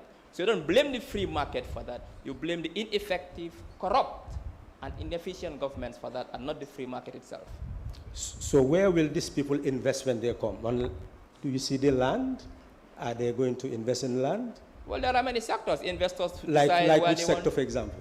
Services sector, in the agricultural sector. Service, you already have AfriShell, you have all these telecommunication system. There is communication, give there us, is tourism, there let's is allow tech, him to respond. Yeah. There is tourism, there is tech, there is banking, there is insurance. So the service sector is not all about telecommunications. You see, the service sector is a sector which employs very few because of high tech. Any efficient service sector will not be talking about increasing employment. It's not a sector that employs. It's a sector that relies on technology. It replaces human beings. That is the reality. So the service sector is necessary. The private sector is necessary, but the private sector in this country cannot grow to a level where you can have eradication of poverty. The difference between Gambia and Sweden and Norway, etc., you had a private sector that blossomed to a point that you can tax the private sector in order to provide for those who are not employed, in order to provide for those who have more children, in order to provide those who are all elderly, so you can provide social welfare. But the difference between those countries and this country is that we do not have a private sector to tax because they are already overtaxed. And you cannot do anything to that private sector to be able to provide what you need to deal with poverty. So what we are saying is that yes, you have consumption-based welfare for countries that have big private sector to tax. But you must have production-based welfare for countries that do not have that. And that's why you must have a cooperative bank in order to provide that resource that the farmer needs, farming implement fertilizer, so that they will be able to. That's the type of question. Doctor, we'll give you 2 minutes to respond. We'll give you 2 minutes to respond. So we conclude this, then your question to him. Yeah, 2 minutes to respond, no, then you ask your question. No, but he owes me a question. He asked me a question and I answered. No, that's what I mean. Yeah. All right, okay, you will take 2 minutes now, so that we'll conclude this point, and then ask him a direct question. In my 2 minutes? No. After your 2 minutes, you can ask him a direct question. All right, that's fine. What I'm trying to say is that the system that he's talking about, that Doi is talking about as in the Gonga, has been tried elsewhere and it has failed. I think the system that they are saying is a repackaged communism of the 21st century. It cannot work, it has not worked, it has failed. Countries that are able to transform their societies within a very short period of time relied on the expansion of the private sector and attracting global capital. The Rwandas, the South Africas, after apartheid, Mandela himself, who at once was very left-wing leaning, in fact befriending Fidel Castro, when he became president, he changed course and started orienting South Africa towards private sector-led growth.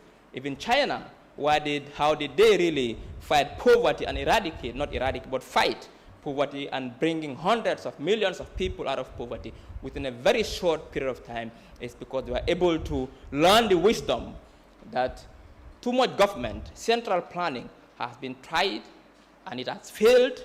In Cuba, it has failed. In North Korea, it has failed. In the Soviet Union, it has failed and failed and failed, and it did not work. And my question is, can the Honorable tell me one country where the cooperative system was used and poverty was eradicated within a very short period of time? The country where he studied, the country where he lived, the country that educated him.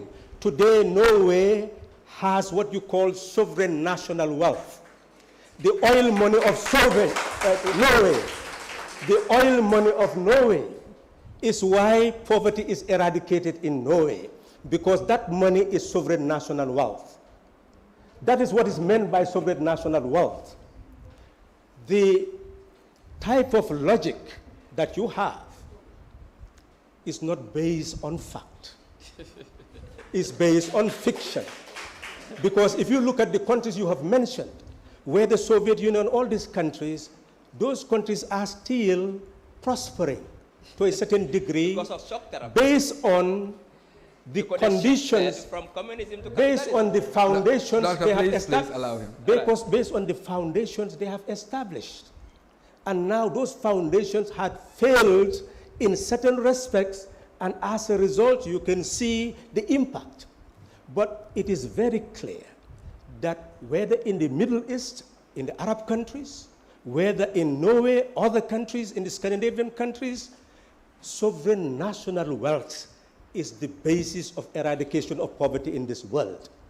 Whether in China, all the countries, whether in any country that you have mentioned, anywhere you do not have sovereign national wealth, it is not possible to sustain development. That is the emphasis. And what you are saying, you are just name calling. We are saying from the ocean, how many vessels could we have put in the ocean by now? How many licensed vessels do we have? How much have they paid? How many have we captured and taken to the bank, to the courts? All that, you could have bought fishing vessels and they would have been plying our waters and bringing resources to the nation and putting it in a bank, and the cooperative banking system would have taken root, and you would have been sending our children from GTTI into the productive base, from the farm into the productive base, women from the garden into the productive base. That is the way of the future. Nobody is saying exclude a private sector. The private sector has its place in order to take money from the banking system in order to invest in that productive base. Yes, let me borrow my, yes, the private sector at this moment, 1.6 billion, which is almost over 60-something thousand million dollars, is actually what is traded in foreign currency in our banking system. But where is it in our productive base? That is the role of the private sector. Government has no role in owning, for example, a hotel, Ocean Bay Hotel and all this owned by Social Security. That's not the purpose of government. That should go into the hands of the private sector. That's where the private sector should invest. But the land that our people own, you give it to foreign investors to take over your land, employ your women to go and work there for pittance, and they export and make billions. Is that the type of system he's talking about? We are saying if Doi was in charge of this country, not a single land will be sold by the government. Everything will go in the hands of the Gambian people in terms of ensuring that the Gambian people work for their development. That's what we are talking about. The gardens in Kafouta, etc., should be owned by our own people. And the cooperative bank will assist them to be able to get the resources to be able to produce. Thank you. That's what we are talking about. Doctor, yeah, is your question actually answered? Yes, but also is your question answered? Because I got confused because the system is so vague that I got confused. Because why? Because Norway did not build their sovereign wealth through a centrally planned cooperative system, but by tapping into their oil industries. And Sweden did not build their sovereign wealth through a centrally planned cooperative system, but by having what they call the mixed economy, where the state allows free enterprise and innovation and ingenuity, but also the state also comes in to ensure that the market is regulated. But also when it comes to labor, Honorable mentioned that we cannot allow our people to be exploited and paid less than the value of their labor because investors are coming. That depends on the government in power. Once a serious government put the right regulatory frameworks in place, the right laws, the right labor laws, no investor will come and exploit our people, because when you come to invest in the Gambia, you will work within the framework of our laws, environmental laws, our labor laws, but also in a free market economy, there's nothing wrong. And nobody is saying that all our land will be owned by foreigners. There are young Gambians who can also invest in the Gambia, own land, own fishing trawlers. Haruna, it has been tried and tried and tried. When governments go into business, they fail because governments are not good at doing business. They are good at making the right regulatory frameworks so that money is created and that wealth government uses it through taxes and other means to invest it in people, schools, water, electricity, roads, and healthcare. Honorable Sallah, you want to react? How are you getting money from the Saudi fund, Kuwaiti fund, and all these funds in the Middle East? You mean all those investments in oil is owned by private owners outside, or is it really in the hands of the Saudi and other governments? Do you know how those people manage and accumulate wealth? You are saying Norway does not accumulate sovereign national wealth. I did not say that. I did not say that. I said they made their sovereign national wealth not through a centrally planned cooperative system, but by tapping down their wealth, their oil resources. Their oil money is going where? It's going to a sovereign wealth. That's how they made. Who is in control of the sovereign wealth? The state. Well, what are you talking about? No. What are you talking about? Let's be honest. No. It's very clear. What I'm saying is, Saruna. No, what you are saying is not clear. You are trying to. It's about how it is created. That is what the difference is. How is wealth created? Gonga is saying that the wealth can be created through a cooperative, centrally planned cooperative system. We are saying that we don't believe that. We don't believe in that. We don't think that are succeeded elsewhere. Wealth can be created. Who is saying centrally planned system? Those are your words. Because you want to give an image. That is the image. And let's be open. We are saying currently the central bank is the depository of the consolidated fund of the nation. What is there is tax money, loans and grants.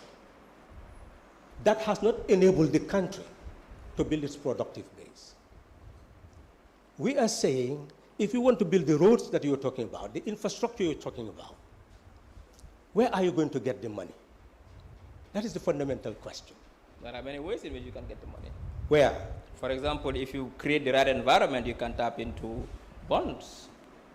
You can tap into what? Into bonds. For example, if the Gambia had the right framework, the right environment, diaspora bonds are there. There is global capital whereby investors can come. There are public-private partnerships to invest in the infrastructure sector to build roads and bridges. But also, there is nothing wrong with what America is doing now. Today, they are going to invest $500 billion to build roads, to build bridges, to build car charging stations. But these are also, they are making money from global bonds. So for me, I don't think that money should be made through the centrally planned cooperative system, but there is funds out there through the public sector, through trade, through services to make money, and this money can be invested in infrastructure. Okay, the question again. We have the central bank. It depends on tax, grants, and loans. Where are you going to tap money to put in that central bank to build your roads? You are saying float more bonds, have more treasury bills, borrow more. That's what you are saying. If you borrow, you must pay. Of course. How are you going to pay? Where are you going to get the money to pay?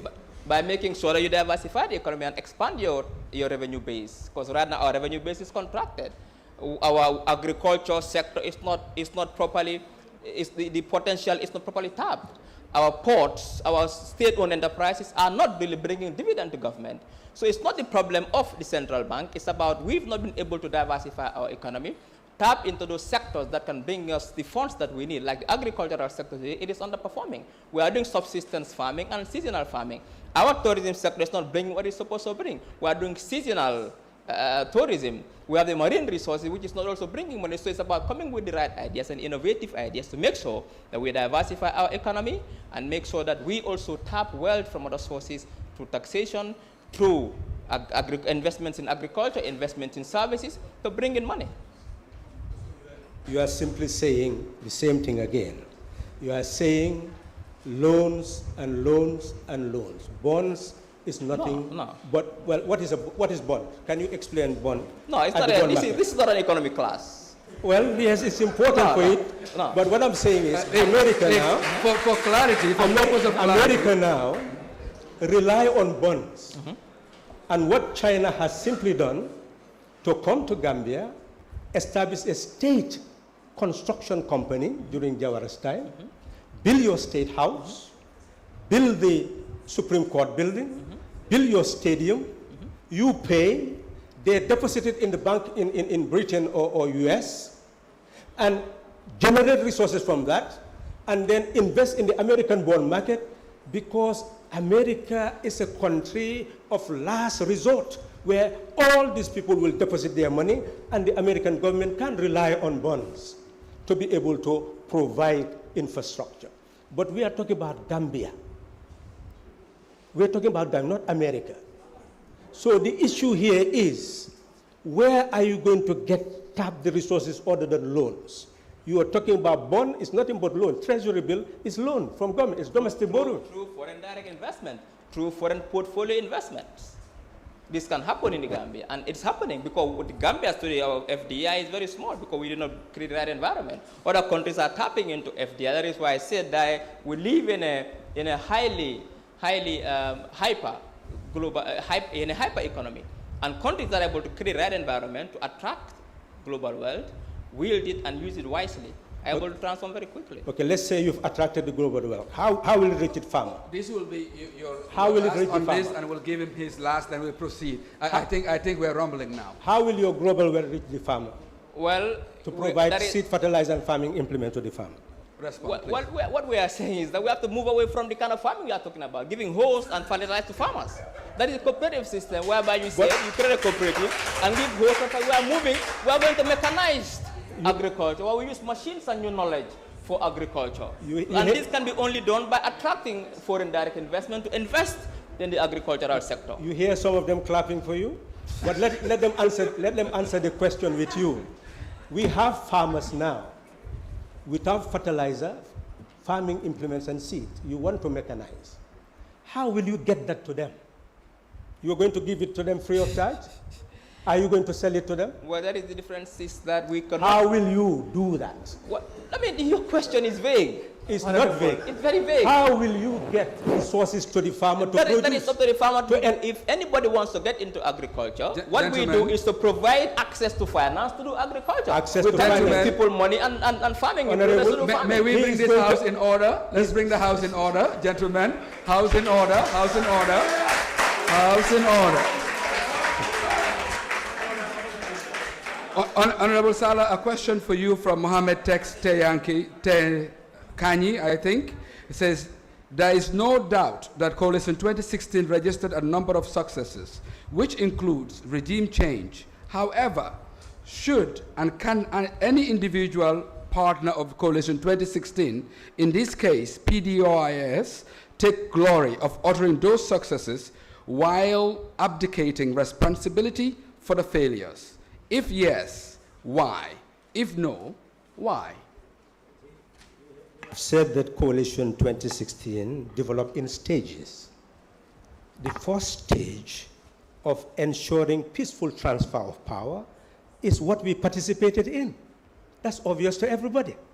The second phase of the executive assuming office and formulating policies and implementing them, we are not a part of that.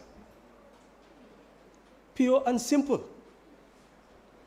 And that is the phase that people are criticizing. But we are not part of that. We did not abdicate responsibility because I've said that we even struggle to assess so that we can have an agency for sustainable socio-economic development. We would have tapped all the expertise in the country. But that had not actually happened. So essentially then, what is happening is the executive implementing its policies. That's why we are not taking responsibility for that. Dr. Ismaila, the same from Mohammed Tex. Like you, I am a firm believer of the principles of collective responsibility in a group's commissions and omissions during the course of executing its responsibilities.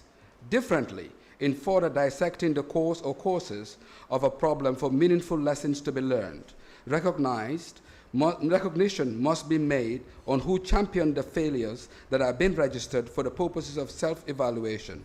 In the case of Coalition 2016, who do you think should be the champion and why? The champion for what? Failures of Coalition 2016. Well, I wouldn't call them champion of failures. I wouldn't call them champion of failures. What I have always said I'm arguing is that the coalition had two objectives, strategic objectives, as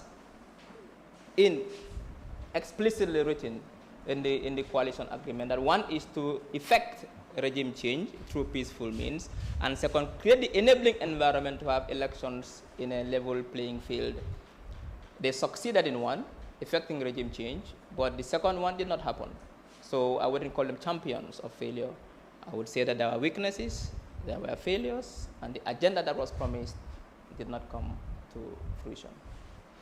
Now, I'll ask this question to you. A senior journalist person just texted me this to say, want both of you to answer this question, by the way, but we'll start with Honorable. Says, you both have very interesting ideas, but will you be willing to work together on behalf of the Gambian people? That is DOI and Citizens Alliance. Honorable Sallah? Well, we have said that all forces that are interested in system change must work together to save the Gambia. That's what we have said.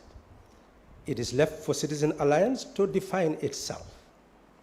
But for us, we want to eradicate poverty. We want to eradicate injustice. We want to eradicate ignorance.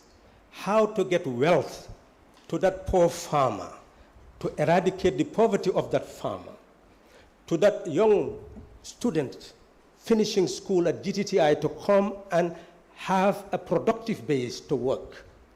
That woman who wants to sell does not have any means to do so. How to get wealth to that person so that they can produce is fundamentally our objective. This is not centrally planned. It is not talking about the state owning the land. It is saying the people owning the land. It's to give fertilizer, seed, farming implements to those people. It is saying that that person who owns the milling machine is a person owning the milling machine and processing. that person owning the shop is the person owning the shop and using it to sell to earn an income. That is what we are talking about. That a state like Gambia, you need a cooperative financial system that will not charge interest on that farmer, interest on that person, young person coming from school, interest on that woman who wishes to sell. Interest will disappear. What is important is a revolving fund to make those people productive. If CA definitely is seeing Gambia in that light, well, obviously, we are evolving to become partners. The other elements of the private sector, there is no country in this world that will not encourage a private sector. What DOI is in fact saying is that the private sector in the Gambia should be linked to the private sector of Africa so that we can build up the base rather than waiting for oil companies from other lands to come and invest in our oil resources. South Africa may have the potential, Egypt may have, all these countries may have the potential to be able to come up to an African investment bank, to build the companies that will be able to harness our resources. This is what we are talking about. Thank you, Dr. Sise. I think that's a point of convergence of agenda between DOI and CA. And what is that? That we need to ensure we make the right policy, social policy investments so our people can live in dignity. So our young people can have jobs, decent jobs that pay so they can live in their country in dignity, so that our hospitals are well staffed and well equipped, and there is health care where you are scheme where every Gambian who needs medical care gets it affordable, so that there is enough electricity, there is enough water for our people so they don't have to drink well water or fetch water but in their own homes. So there is the basics. That's what we want. Now, how we go about it, how we create the wealth to really fund those social projects, that is where there's a bit of a difference, but I don't think the differences are so rigid that we are not able to make a compromise. But like I said, it's politics. What is important is that the agenda is right, the framework is right, and it can bring sustainable development and transformation to this country. We can work with any party that has that agenda. We would have closing statements by both, 5 minutes. We will also let both of you choose a language of your choice to make some sort of a summary of the discussion on your ideas, and you may choose Wolof or Mandinka for both of you. But before we get to that, there's so many questions are coming in, but let us please remind everyone, this is a beginning. We cannot exhaust everything in a single debate. So we will therefore will have to bring this to an end sooner or later. They've been standing for 2 hours, and definitely we cannot be here all night. But Honorable Sallah, I'll start with you. This one says, there is a pool of educated Gambians everywhere in the world. Would you, as a president, as a presidential candidate, as a political party, consider tapping into that wealth of knowledge for growth for Gambia? Well, that's precisely so. That is what was recommended to this government, to create an agency for sustainable socio-economic development, to create an expert bank. We have emphasized that we must create an expert bank, create a database for every Gambian who has something to contribute to be featured in that database. They will be the people that you can put together to develop your public sector, to develop your private sector, to develop your cooperative sector, to develop your informal sector. These 4 sectors must be developed in any economy in developing countries before you can eradicate poverty. And our people do not only have the capacity in terms of technical knowledge, but they may also have the financial resources to invest. So you must be able to pool them together and pool them so that strategically you can take them to the sectors where they can invest and facilitate the productive development of our economy. Doctor, same question. Yes, of course. We believe that the diaspora has the power in terms of knowledge and wealth. And within CA, one of our vision is to tap into that wealth and power. Therefore, when the current government went to Brussels to attend the so-called donors conference to get money, I think it should have also been accompanied with a brain conference to also attract Gambians who are working abroad in very different institutions, in very many different sectors and fields with big expertise to come and help build this country. So we're open to that. Last question, really, I'll have to bring this to an end sooner. The inequality in the Gambia is so apparent, Honorable Sallah, particularly between rural and urban Gambia. What would you do to bring about development to Gambians and some sort of equality? Well, we have mentioned that there is no single village where you will find sovereign wealth. Every village is dependent. And they can be productive sectors where if you have a land that can be the village land, the cooperative bank will give them seed fertilizer farming implement to produce, and it goes into the village treasury for the buying of milling machines, etc.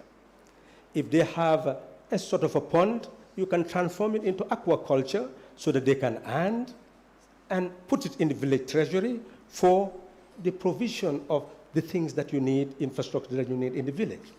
The village, as a productive unit, provided funds by the cooperative bank, will enable each family farm to earn enough to be able to invest in infrastructure, in proper housing in the village setup, so that you will have housing schemes that will be devoted to the villages, and consequently that will upgrade the development of the villages. Not only that, look at what is happening in Katong, Batakunku, Sanyang.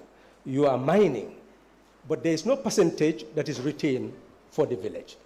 You must have a memorandum of understanding and an agreement that will ensure that a given percentage will go to the village. Royalties will be paid by all the NAWEC poles, Gamtel poles, and other poles that you put in villages to be able to sell electricity, sell credit, in order to ensure that each village has earning capacity to be able to provide the services that the village needs. So there is absolutely no doubt that the law of balanced and proportionate development must be implemented to the full, where the urban area will develop side by side with the rural area. That's why we're talking about the civil service reform is to augment salary on the basis of the quantity and quality of work done. But you can only do that by enhancing the earning of sovereign national wealth. And if you do that, then the housing system, you can have civil servants having built housing system for them, they can be earning and paying to own the houses. That's how we intend to change the social. How do you address inequality? Just to pick up from him, yes, enhance sovereign national wealth, even though maybe perhaps differently, and invest it in social projects. For example, one of the reasons why there is so much inequality today because there are no equal opportunities in this country. Education, there is no equality in education. Educational provision and access, if there's no quality, it's not also equal. It means that a child born in Kololi gets access to more quality education than a child born in Kolior.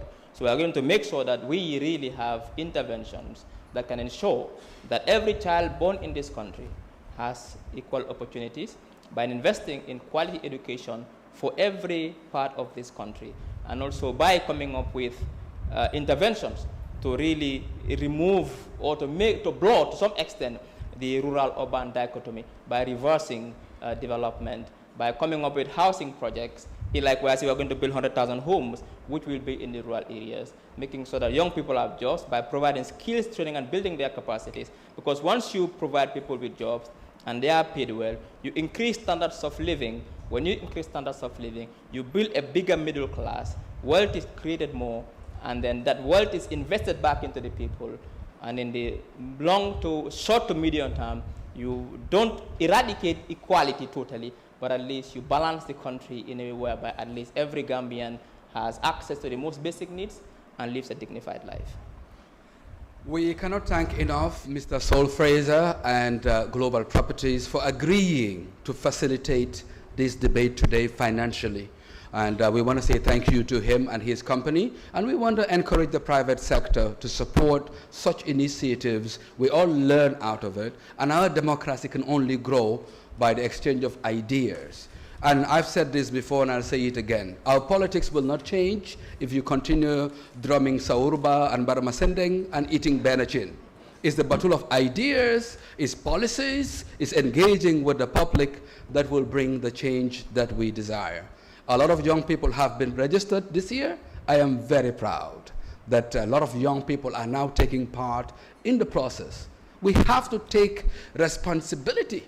We have to own our country. And I think our young people needs to be majorly commended for that. I've seen a lot registering. Now, Honorable Sallah, you have 5 minutes. You can make points, you can make emphasis, you can make closing statement in English.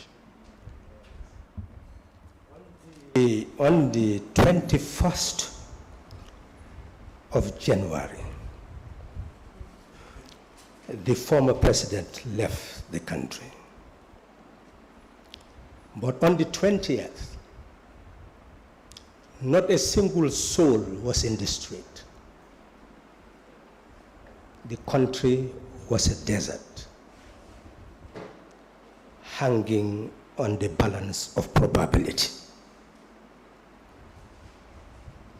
I remember going to where President Barrow resides, and we were anticipating anything on that day because it was the final day. Either ECOMIC will come by force and bombs would have destroyed the State House and the bunkers that are there would explode, the hospital close by, the whole of Banjul would have been in flames. And it is now incredible that at that material time, many Gambians were calling for that to happen, not knowing what the implications would be. But we kept a steady course, guided ECOMIC, ensured that the security forces in the country were united under the president, under the republic, to facilitate the entry of ECOMIC as a solidarity force rather than a force of intervention. That is how Gambia welcomed President Adama Barrow at the airport, and thousands, tens of thousands of people celebrated his coming and took him to his residence. We achieved that as a Gambian people. The next phase is for us to remain united, to know that our enemy now is poverty. Our enemy now is ignorance. Our enemy now is injustice. We are capable of putting that to an end. We are going to die. What legacy are we going to leave behind for our children and children's children? Are we going to continue to clap for politicians because of words? Or are we going to listen very carefully, thoughtfully, to gather ideas that will enable us to make informed choice? What is the purpose of this discourse? It is to help each of us to take ownership of our minds, to know that we are sovereign, to know that we own this country. And because we are sovereign, we are the decision makers. And therefore, this country will sink if we don't think and take the right decisions. It will float if we think and make the right decisions. This is the starting point of the battle of ideas. It must not be seen as battle of individuals. Ideas can be exchanged. I heard Dr. Sise mentioned sovereign national wealth. 2 minutes, sir. I believe that is what they also wish to rely on to fight poverty. I don't see how we can fight poverty in any other way through loans, grants, and taxes. We must harness our sovereign national wealth that belongs to all the people. The question is, how are we going to distribute it to be able to eradicate poverty? The debate will continue on that score.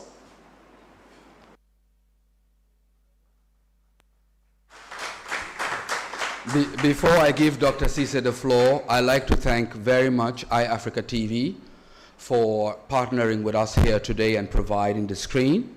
I'd like to also thank Gambia Music Store for providing the sound system and the lights. I'd like to thank Kir Fatu Network, Gambia Talents, Gainako, and all of the media here today. This is in fact our debate. This in fact is the new beginning. And the only winners today is the Gambian media and the Gambian public. Dr. Sise, 5 minutes. Thank you very much, Haruna. Our people have suffered for far too long. Since gaining independence in 1965 from Great Britain, we have not been able to build a country where every Gambian citizen will live a dignified life. We are not able to feed our people. We are not able to care our people when they are sick. We are not able to give our children quality, relevant education where they can have mastery and compete in the global stage. We are not even able to give our people clean water, let alone clean or cheap electricity. We are not able to build good roads. We've not done anything for ourselves. The time has come for us to change and transform this country. I agree with Honorable that we need to unite. The Mandinka is not the enemy of the Wolof. The Fula is not the enemy of the Jola. Do is not the enemy of CA. UDP is not the enemy of NPP. The Christian is not the enemy of the Muslim. We have a common enemy, all of us. Whether you are Doi, whether you are CA, whether you are Manjago or Mandinka, whether you are a Christian or Muslim, whether you are a nationalist, a communist, whether you are a monarchist, we all have a common enemy in this country. We've not been able to fight and win against this common enemy.